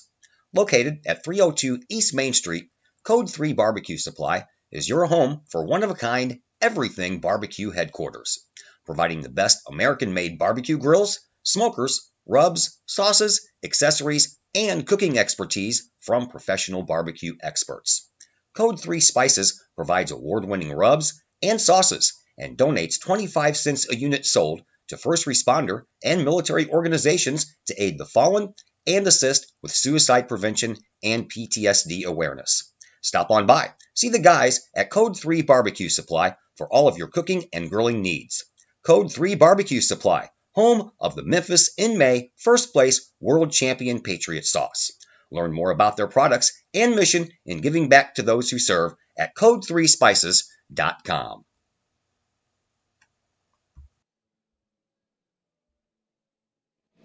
And welcome back once again to Virgil Fletcher Gymnasium here at Collinsville High School. I am Todd Duke. Coach Tom Blaha will be along in just a little bit as we are getting ready for this second match that does not involve Collinsville. This is going to be Jacksonville versus Wood River, but the boys up here in the balcony bringing you this game have to use the facilities, so that means no commercials right now. We're just going to let you kind of watch warm-ups here, and then we'll be back here in just a little bit on the Kahok Sports Network.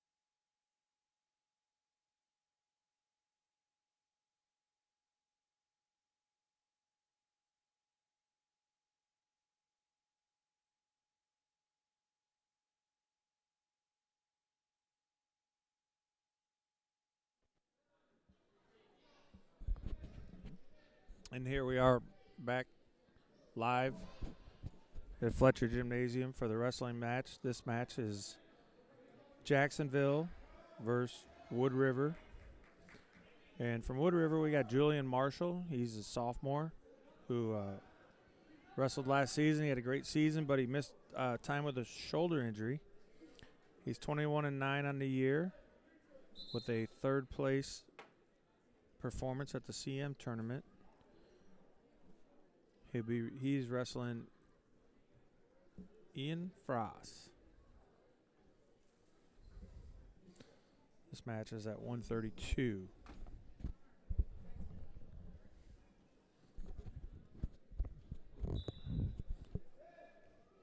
There was a shot, missed with a spin around. It's good footwork, spinning around that. He's getting right after a cradle, double trouble. And the Jacksonville kid came out of that nicely.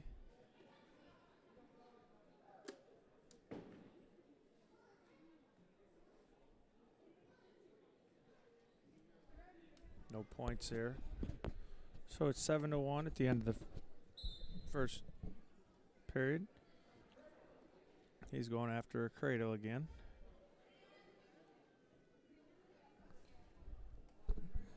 For you wrestling fans, don't know if you know this or not, but the number one team, ranked team in the nation at the collegiate level, Iowa, is wrestling the number 2 team in the nation, Penn State, at 7 o'clock at a sold out Hawkeye Arena. 13,000 fans or more.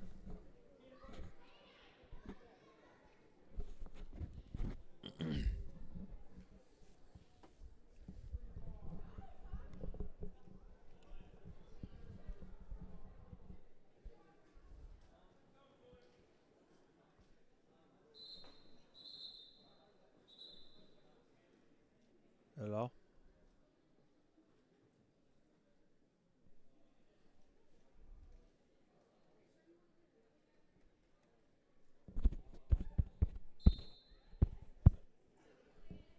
Here we had a reversal.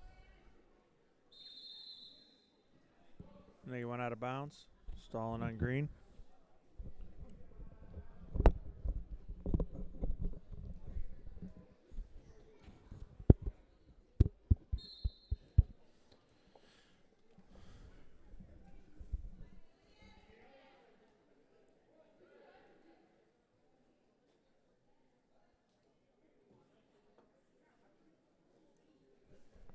What happened? Joe.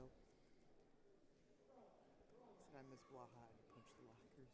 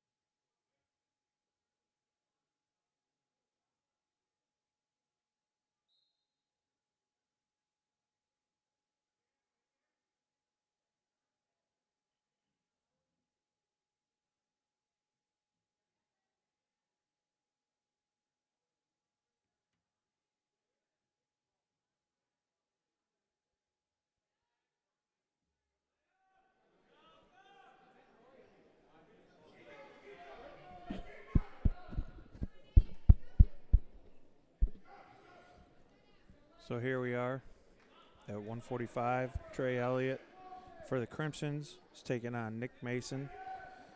Nick is 21-15 for the year, plays fourth at the CM tournament.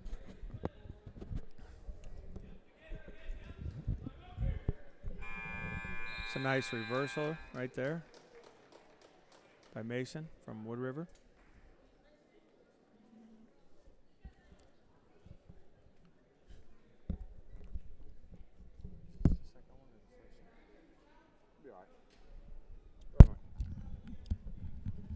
You're, yeah. All right.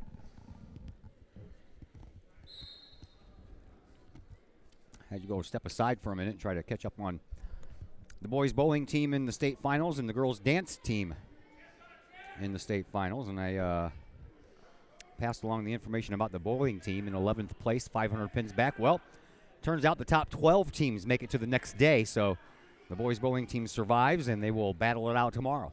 Well, that's awesome news that they at least qualified for the second day and now have a chance to hit stride. And there we got a fall by Trey Elliott. That put the Crimsons up. Looks like Coach Hall, Brian, is going to go 1-1 on the night. That's going to put him at 14-7 for the year. And 327 and 192 for his career, as these are his last dual meets. So they are the home team on your screen, would be Crimson, so they would be the purple. I tried to make the away team black, but as far as I can get, it was like a deep, dark maroon color. For some reason or another, I can't get black or gray on this thing. The dance team, I don't think had a particularly good time in Bloomington. Out of 30 teams, it appears that Collinsville finished in 30th place. So I don't know what happened. I was going to try and watch it, but that was while it was work. They were a little bit behind schedule. I would have been all right. I caught it on part of my lunch break, but they ran a little bit behind, so I never did get to watch. And I'm guessing, man, if you end up finishing in 30th place, you probably had some kind of major mishap, like girls falling down or something like that. I'm not sure. It's just speculation on my part, but that's you know what? That's tough competition. Those dance competitions are. Oh yeah, it's so technical, and you know all the girls got to be doing the same thing at the same time, and you know if they're just a little bit off, and that can cost them points, and you know still what a great experience for them to qualify and get the experience of being at state. Yeah, I was watching it earlier today, and it's quite the spectacle, man. They have a whole little light show going on there and everything. That was Travion Johnson securing a fall for the Crimsons at 160 over Justin Franklin. He's just a freshman in a tough weight class. He plays first at the JV tournament.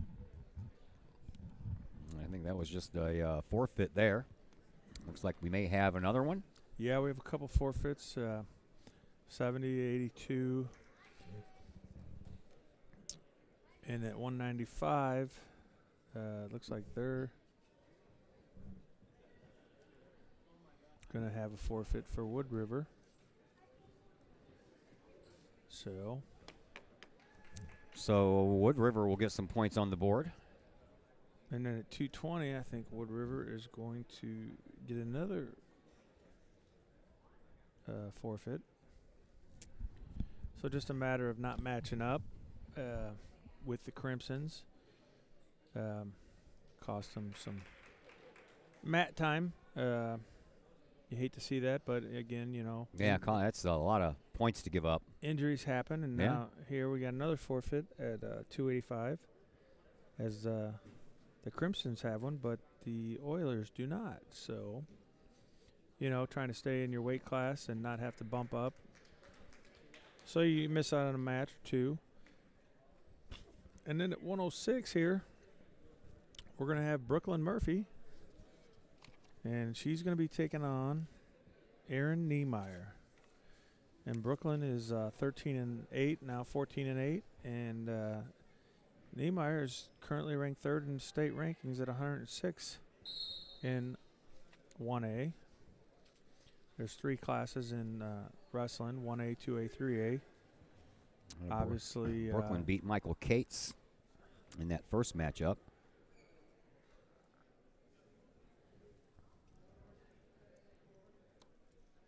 Niemeyer is 1A, Jacksonville is 2A, and Collinsville is 3A. So we have all 3 classes represented here.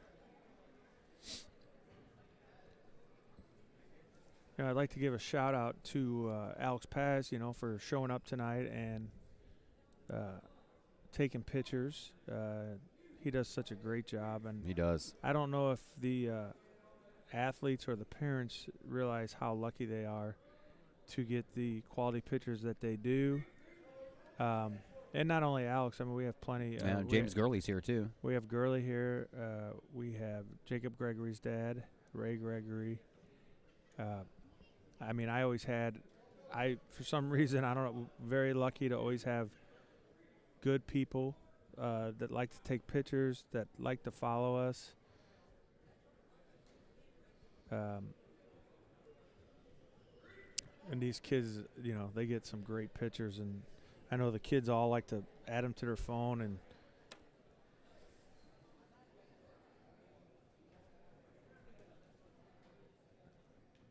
then, you know, Sherry Holton, I think, did our team pictures last year, and they turned out awesome. And she's around a lot with the soccer and football. And, you know, we're just very blessed at Collinsville to have a lot of people that like to give back and take pictures of the kids and, you know, make them available on their websites. And I just hope that the kids appreciate it. I had Marvin Meyer used to come and take pictures of Drew Pikey when he played football and wrestled. And then after he graduated and went to SLU, played football, or Wash U, and played football, Marvin came back and still took pictures for us for about 2 or 3 years. That's pretty awesome. I know Joey Halbrooks does the same thing for volleyball.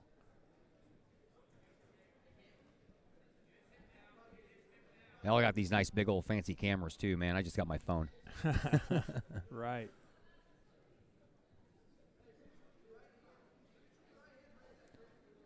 We got Brad Heyer in the house tonight. Brad was a AD when he started out, I think in Highland, and then he was an assistant principal at Collinsville.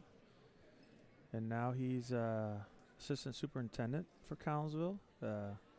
He's always very supportive. I know last week we had Dr. Skirtich in the house, so it's always nice to get your superintendent, assistant superintendents coming to the matches, supporting the wrestlers. Harry's always got a smile on his face too, doesn't he? Brad was always such a great, you know, he loved sports, and he always had an extra email or an extra special thank you note, or, you know, he realized what you were doing for kids and how much time you put in, and he was very appreciative. And I always look forward to him. You know, he would put a book in my mailbox and say, hey, read this, or use it if you want, or yeah, he's a good one. So here we got the Wood River kid. He's up 15-2. He just can't secure a fall, so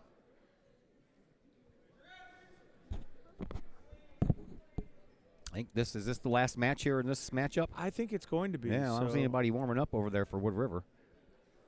Looks like we got 2 waiting in the wings for Jacksonville, and they're going to come out and take the forfeits.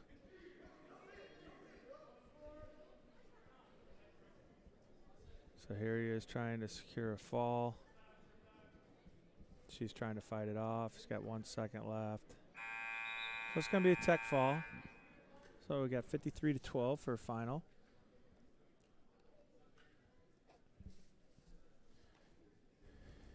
And with only 6 matches, I think I'm going to give Collinsville the win on the night against Wood River. That'll make them 20-8 on the year. Yeah, by the time they factor in all the forfeits, it probably would be. Yeah, there's eight weight classes that they don't have anyone. So. Well, that's got to be tough, man. You can't. You're just giving away points and. Yeah, I feel bad for Wood River, the coach. You know, he's if it weren't for bad luck, he'd have none this year. So I know last year they had a full lineup. So maybe we'll give a couple shout outs to some of our weight class sponsors, KBD Promotions. They're kind of a big deal. They do a lot of work for Collinsville and making shirts and for the different organizations. I know she always helped me with all of my wrestling needs, singlets, bags, shirts, sweatshirts, sweats. She was all over the place. That's Cindy Coldis. She does a great job. And Lottie's Cafe, then they were with us for a couple of years. And then A-Rod's Body Shop. If you have a child that gets in too many accidents, like myself, you're going to need A-Rod's Body Shop. That's Anthony Rodriguez, who was a former wrestler of mine, state qualifier, 2008 or 9. Always a great story about Anthony, and he's supported us ever since. And that's all I told him. I said, when you come back, you make sure you help support. But I think I'm supporting him because. And we got Edward Jones for the 152-pound weight class. And then we have All Pro Tees right across the street. They do a good job. They got some free T-shirts to give out today, by the way. Oh, yeah, they did. Yeah, they got some of their logo on there with the arch in front of it. All Pro Tees on the cross at the top and the bottom, and they're free. I did see that. I did see those shirts. They look. I like the logo. That's cool. Then at 195, you got Save On, and that's a nice new sponsor. And then Elsie's Pub right across the street. I have not been there yet. Oh, my God. They have a great deal on Mondays. They got a $4 cheeseburger that's to die for. Z, as the owner, he loves sports, loves wrestling, likes Coach Blaha. Yeah, I don't think they were up and running at the beginning of the year when I was out doing my sponsorship drive for KHOKsports.com, but I already had it on my list to hit them up. That's I hate to get a ton of restaurants on there and ton of food service stuff on here as sponsors, but it's the way of the world, man. I mean, there's restaurants and food service places all over. Well, everyone's got to eat. Yes. After the match, before the match, before the game, after the game. It kind of goes hand in hand. So, and then at 285, the heavyweight weight class is a former heavyweight of mine, Andy Springer. His parents own the Countertop Shop. Grandparents own the Countertop Shop, and they've sponsored us. I went there in August to try to get them to sign up.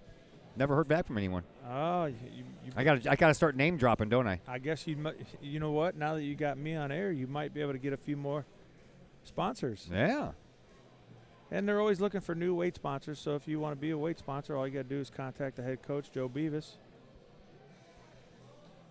Collinsville High School, and we'll get you signed up and we'll get your name out there. And we appreciate everything you've ever done for me and the program and continue to do.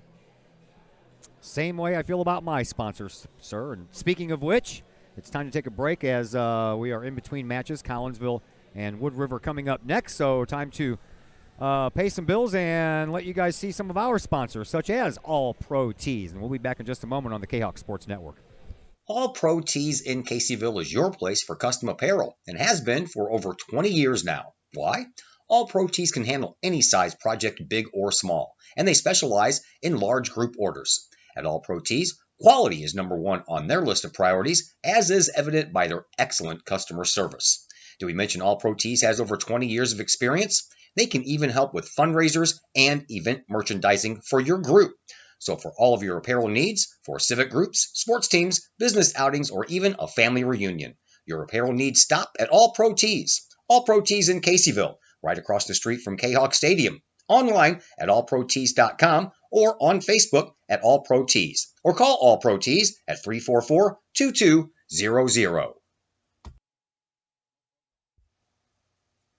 The Collinsville Education Association is a proud supporter of KahokSports.com and the Kahok Sports Network.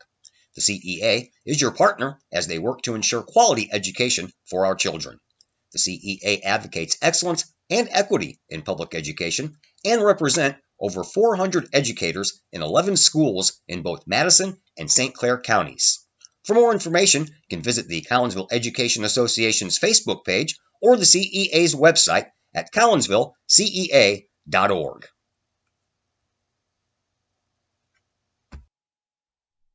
Sloan's Pub House in Collinsville. Sloan's Pub House is now into their third year of operation on Main Street in Uptown Collinsville. Sloan's Pub House offers daily lunch and dinner specials that feature homemade pizza, burgers, sandwiches, salads, and more. Sloan's Pub House offers a great variety of craft libations for you adults, as well as a great brunch on Saturdays and Sundays. Sloan's Pub House, 119 West Main Street in Collinsville. Give them a call at 618-855-9100 or online at sloanspubhouse.com.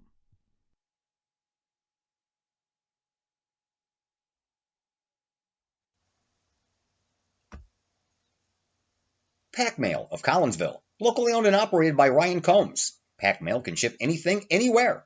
They treat you like a neighbor because, well, you are a neighbor. Pack Mail offers shipping materials and containers, private mailboxes, as well as climate-controlled self-storage. Visit Pack Mail at 407 Beltline Road in Collinsville. Online, WeShipSt.Louis.com or call Pack Mail at 346-4884.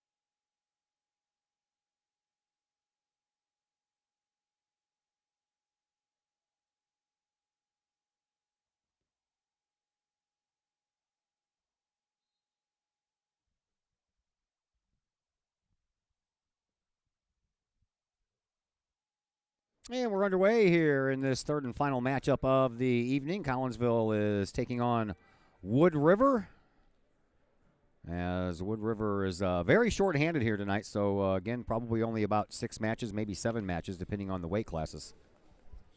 Yeah, as we said earlier, Wood River just had a little bit of bad luck this year. They were off to a strong start and did really well in a couple tournaments, the CM tournament and the St. Thomas More duels, and they were at 17-11. Like I said, last year they filled a nice lineup, and we had a good duel with them. And I think they had a kid place at state last year. So, they're building, and one of the hardest things to do is to build a program and keep it going. It's a lot of work. It's, it's being involved with the kids club. It's being involved coaching the kids club. It's a lot of time on the weekends, a lot of time after your wrestling practice at high school. And you got to keep numbers up, not always easy to do with kids getting cars and having to go to work and different things like that. So I'm sure Coach Donahue, he's doing a good job. He needs help. Obviously, that's how we get better. And he needs some young kids to come back and get involved with the kids club and help them out at the high school, and they'll be fine. he'll keep going strong. And obviously, when I was running the junior Kahok program, I would see Coach Donahue at almost every tournament on the weekends. So we became pretty good friends through all that. And I know he's got his hands full. I know he just got a brand new wrestling facility in Wood River. So he's just going to have to shake the trees and get some young kids back out and involved, and they'll be fine. Getting injuries does not help. No. When you get enough kids to come out to your program and then half of them get hurt right toward the end of the season, man, that's got to be tough. Well, especially if you don't have numbers and a JV kid to put out there, or a freshman kid to put out there. Ideally, you'd like to have a varsity of 14, a JV of 14, a freshman of 14, which means you need 42 kids at 14 different weight classes. Not always an easy chore. The 19 years I coached, the numbers were always good. I don't think we ever fell below 28 kids finishing the year. We'd have great numbers start. Usually about 10 or 15 would fall off. Usually ended around anywhere from 28 to 45 or 50 in any single given year. So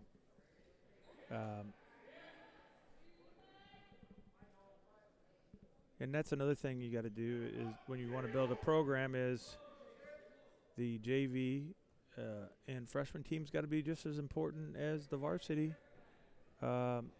because if you neglect to show attention to the younger children in your program, they quit. Yeah, the future suffers. And then you suffer. Who do we have out here right now? Here we have Jacob Gregory wrestling, I think, 138 this round. Gregory lost his first matchup in that match against Jacksonville. Yeah, and he's in control right now. He's up 7-1. Guess he's going against Noah Mason. That would be who he's going against. Or, Noah, Noah and Nick Mason, brothers on the team, 38 and 45.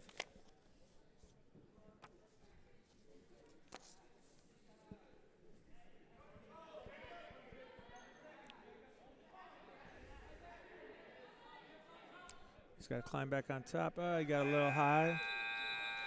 So you got 2 back points. No reversal. And maybe gave loss of control there, but. So we got neutral for the next period. I think this is the 3rd period. They didn't put it up yet. Yeah, they haven't got the time clock yet. That's why they had to whistle that one before it even really got going.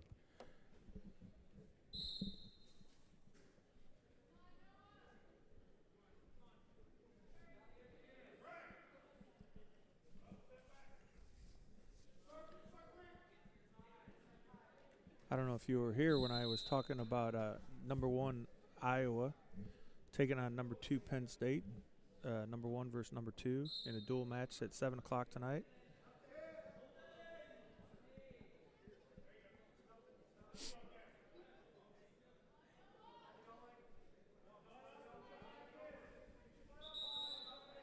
Number 1 versus number 2, you said? In the nation, yeah. Wow, that's a rarity these days unless you're meeting for a end-of-the-year championship. Right, yeah. This is just a mid-season duel between 2 Big Ten conferences for bragging rights down the end of the year. They'll meet again in a different format, in a tournament format at the Big Ten championships.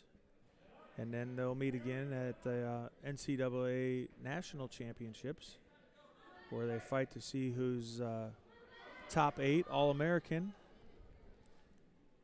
And last night I was able to go to SIUE and watch SIUE wrestle against Little Rock, Arkansas. And they got their first home dual meet victory last night. Coach Spates and Coach Prasma and Coach McGee doing a great job trying to rebuild the program at SIUE and restore the glory. So always good when the hometown can get some wins.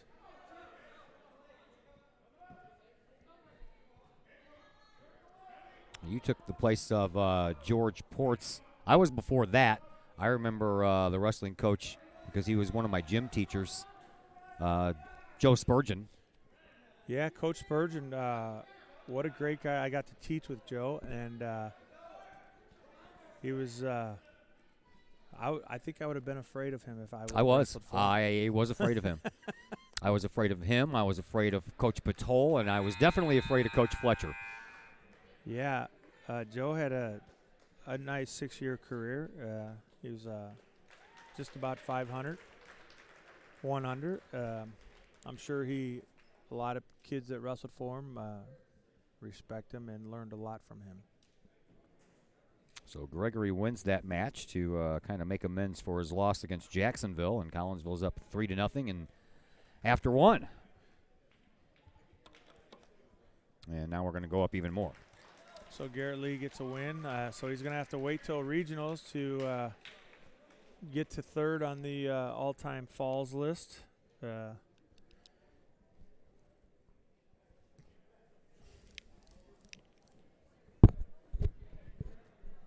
Yeah, so he's stuck at 89, is he, on the falls? He is. So that puts him, what, 1 behind your son? 1 behind Jacob Blaha, yep, for 3rd. So, and here we have a senior going to go out and get a victory. And Garrett Lee, with that forfeit win, now has 120 wins. So he now passes or ties Nick Delisle. He should have got 2, so he should be at 121, shouldn't he? Let's see. What was he coming in? 30 wins coming in. So I had Drew at 91, so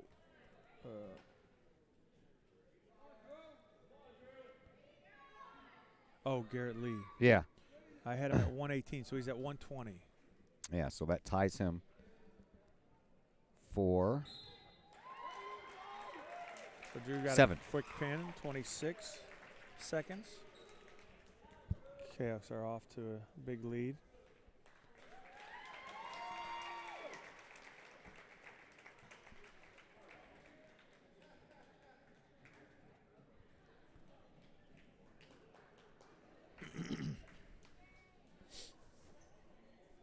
So, I apologize. I put this book together. I got some Zach Blaha got a win. He just got his hand raised, so nice.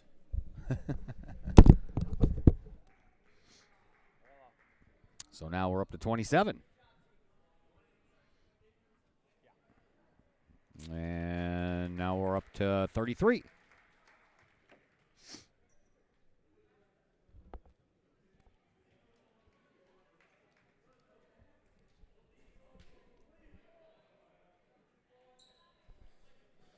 So here we got Kenny Lutz on senior night. He's bumping up to 195. Get a match. Garrett, what happened?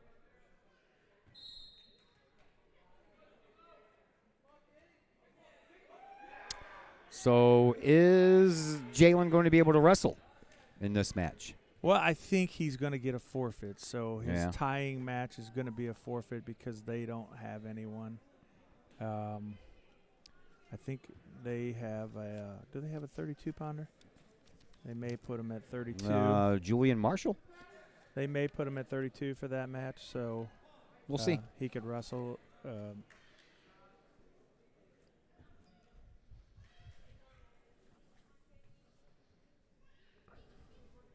Kenny Lutz won by fall his match against Jacksonville.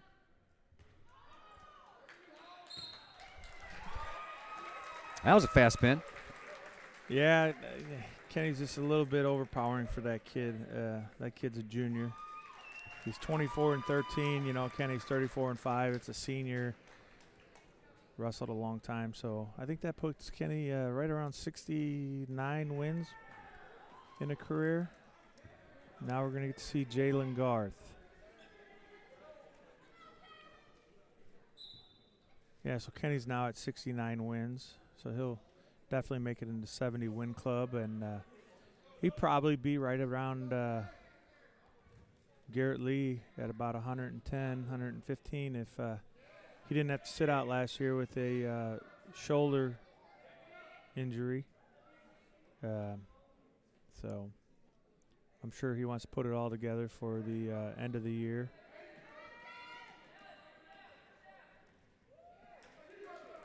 Nice little takedown for Jalen, and gets to wrestle on senior night, so that's good.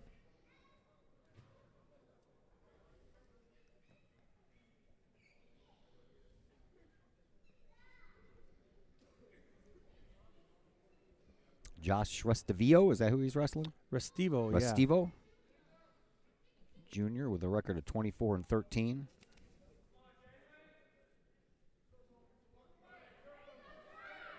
Actually, I think he is wrestling Dalton McCart, Okay. freshman. So I think Kenny just took care of Restivo. Okay.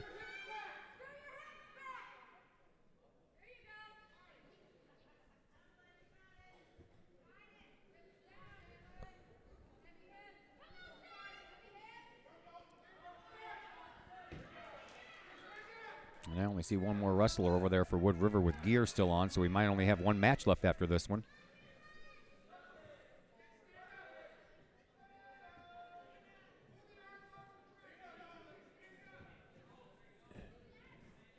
Yeah, it looks like they got two. I think they got a 106 and a 132. So Where's the other guy? Oh.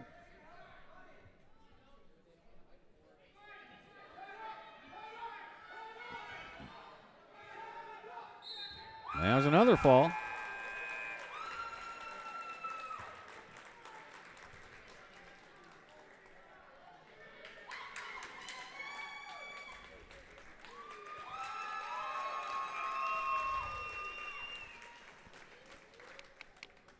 Somebody brought a cheering section, didn't they? yeah, so that's 65 wins for Jalen.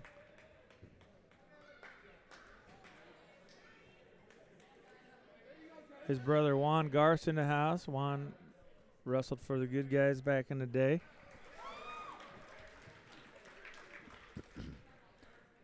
Here we are at 106, and this is where Wood River has a pretty good kid. He's ranked 3rd in state, and going to be wrestling Cates. He actually beat the Jacksonville wrestler, so Joey's going to have his hands full.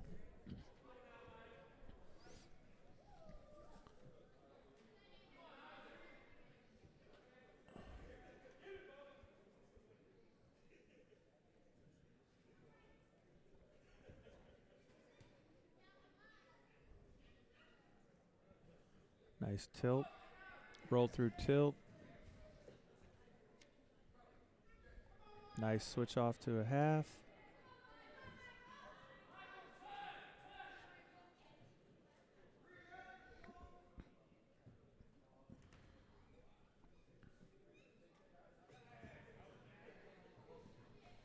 So, I think, Wood River and Jacksonville, both young teams, definitely something to build with.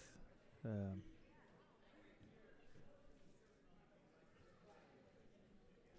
think Niemeyer's a sophomore. Hopefully Wood River can get their guys that are injured back and get some more numbers next year. I don't know, man. Is it kind of tough nowadays to get kids to go out for sports? They're so hooked on their video games and their Snapchats and stuff like that. They can still do all that stuff along with the sports. So I think, no, it's just a matter of getting kids involved at a young age. So I know I saw in the paper today that the Carlisle Indians football program don't have enough people to go out for football, so they have to go down to 8-man football. Oh, wow, I didn't even hear that. Yeah, I saw that in the newspaper today. Matter of fact, here it is right here. Oh, wow. Cassie gets another win, albeit by forfeit. And I believe that we only have one more match left. And if I'm not mistaken, I think it is going to be Jalen May.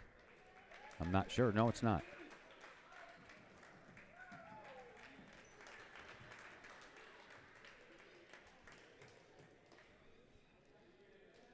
There's 126. And then it's the final dual meet for the seniors and Jalen May. And he will tie the all-time wins list, career wins, with a victory here. And I bet he's still nervous because he said he gets nervous before every match no matter what. I had a nice interview of him on the Twitter, Morgan from St. Louis, after they won the tournament and he got first. So he's not wasting any time, is he? Oh, he's getting right to work, and there it is. There it is. Congrats to Jalen May. That's awesome. Number 151. Ladies and gentlemen, with that win, Jalen May has tied the all-time career wins in Kahok history. All-time career wins in Kahok history. That's great. That is awesome. He deserves it. I mean, well, you want to talk about a good kid on and off the mat, in and out of the classroom, down the street. He is the kid. Good sport, win or lose, and he loves to win. So he's going to do some great things in the future. Well, he has a chance to take the all-time record all by himself next Saturday in sectional. So, of course, we wish him good luck in that endeavor. But I'm sure that, you know, when he starts wrestling next Saturday in sectionals, he's not thinking about that record. He's thinking about a win just to move on. Absolutely, regionals. It might play in his mind just a little bit, but yeah, he going into the regional, he's going to be thinking about winning the regional and going to sectionals. So. All right, well, that does it for our night. So let's transition ourselves into the post-game program. That is brought to you by Cullip Jennings Florist. Cullip Jennings Florist is a staple in the Collinsville area, has been for generations. Located at 517 West Clay Street. Stop in for weekly specials. You know what this week's speaking special is? What is this weekend's special? Well, what's coming up? For? Flowers, man. Flowers. Oh, Valentine's Day. Yes, sir. That's just 14 days away. Tomorrow, in case you all didn't know, it is the 1st of February. So you have 14 days to get your act together, and Cullip Jennings Florist can help you get your act together. They have a great selection of flowers to choose from and other gifts as well. If you would like more information, call 344-0404 or online at cullipjennings.com. Coach, thanks for hanging out, man. Appreciate it the last couple of weeks. We'll do it again next year. Thank you so much. It was my pleasure. I enjoyed it. Thanks for coming along. All right, post-game show comes your way next on the Kahok Sports Network. Cullip Jennings Florist, a Collinsville original since 1939. Cullip Jennings Florist has a wide variety of green and blooming plants, specializing in all designs, from traditional to trend settings. Cullip Jennings Florist is of course your place for beautiful flowers, suitable for any occasion. From anniversaries to birthdays, graduations to weddings, Cullip Jennings Florist is there for any life's major moments. Cullip Jennings Florist, 517 West Clay Street in Collinsville. Call 344-0404 or online at cullipjennings.com.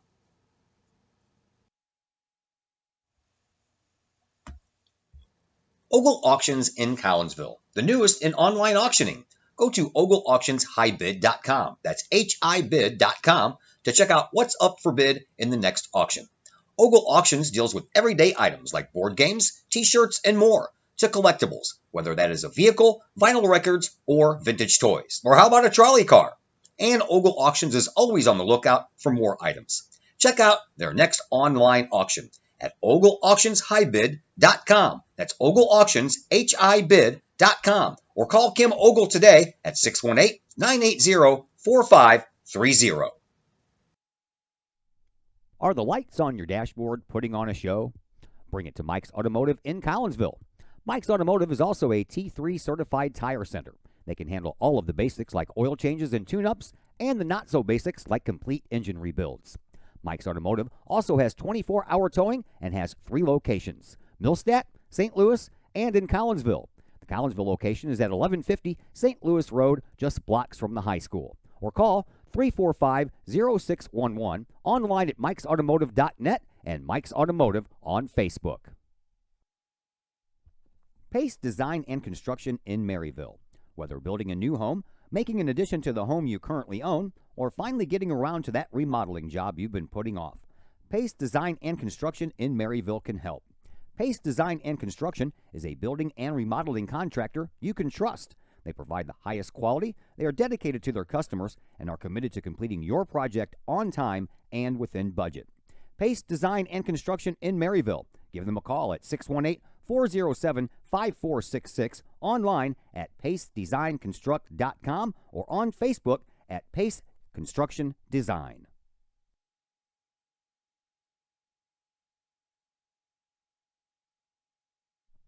Something old can be something new again. The Old Herald Brewery and Distillery in Collinsville proves that old adage right one more time. Derek and Whitney Reiser, along with brewmaster and distillery operator Torrin O'Brien, Old Herald Brewery and Distillery is not just a place to eat and drink, but more of a must-experience destination in the St. Louis area.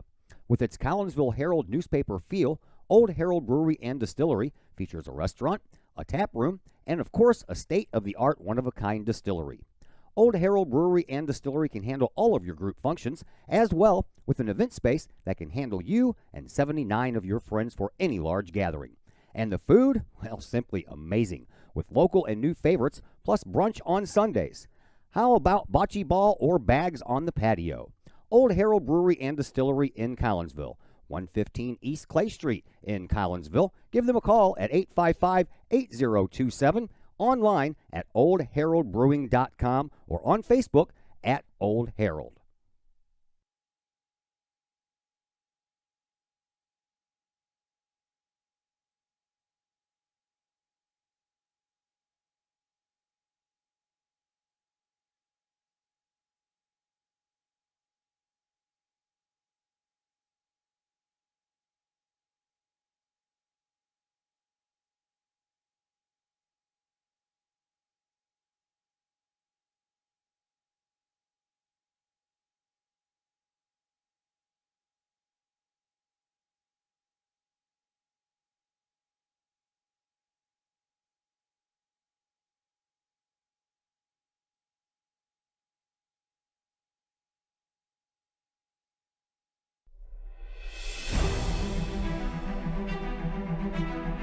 At Visionary Wealth Advisors, we empower you to see your future before it's your future,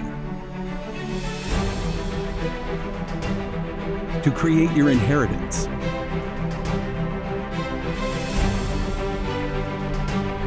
to build your vision, to anticipate the known and unknown, and to find potential in both, and build new dawns. Visionary Wealth Advisors.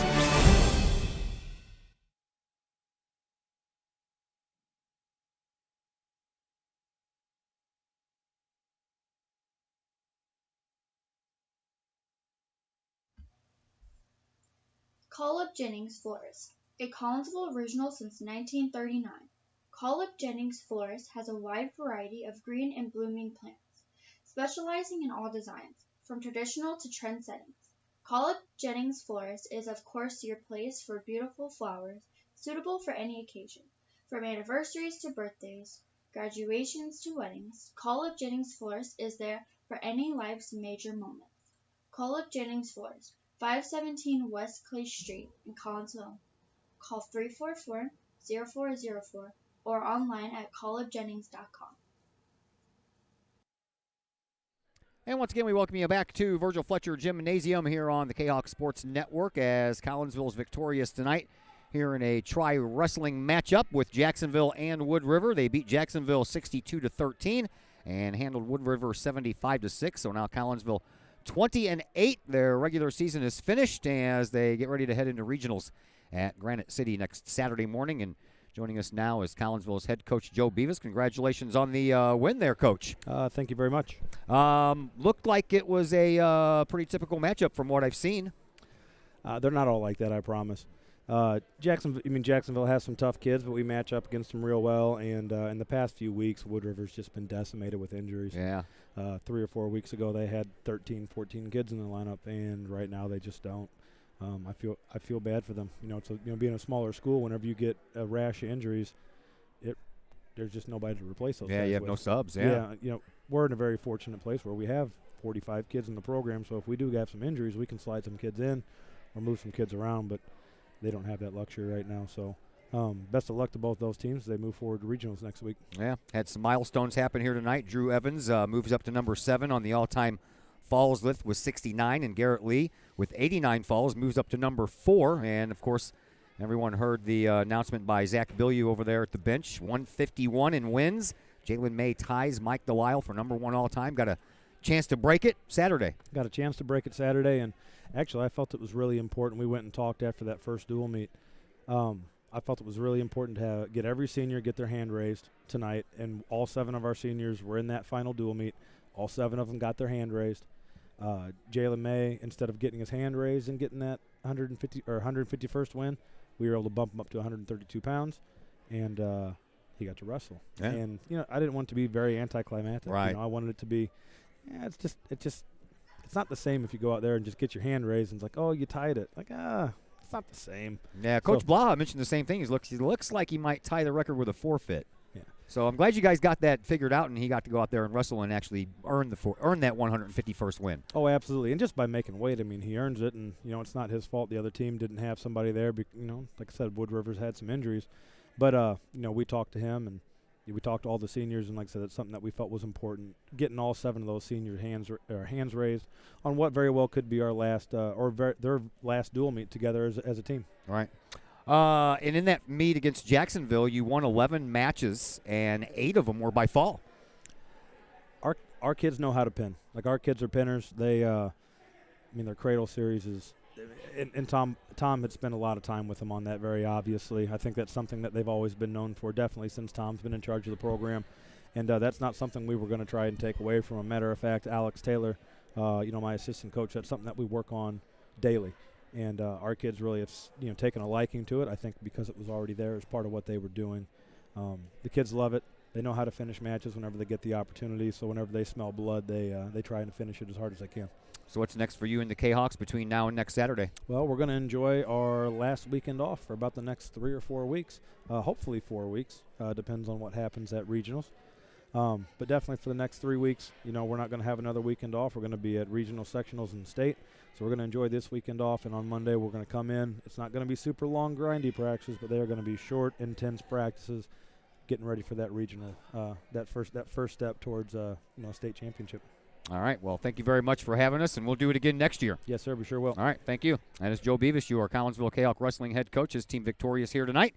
2 wins over Jacksonville and Wood River, and they complete the regular season at 20-8. And, of course, we wish them all the luck in the world going into regionals next Saturday, 1 week from tomorrow. That is going to do it for us from here tonight. A big thank you to Tom Blaha for taking time out of his busy schedule. I say that with tongue-in-cheek, retired guy and everything. Well, he retired from wrestling, not teaching. So he does have a job. But anyway, a big thank you to him and Coach Beavis for joining us in the pre- and the post-game show. We got another busy day coming up for you tomorrow, our final day of 7 games in 6 days. And we're back here tomorrow. We have an afternoon women's basketball game as your Lady Kahawks take on Highland. And then in between that, we'll take a break and we'll come back and bring you the varsity contest as the boys hit the floor tomorrow night against Normal Community. And we'll have both of those games for you right here on the Kahok Sports Network. My name is Todd Duke, and until tomorrow, everyone have a fantastic rest of your evening.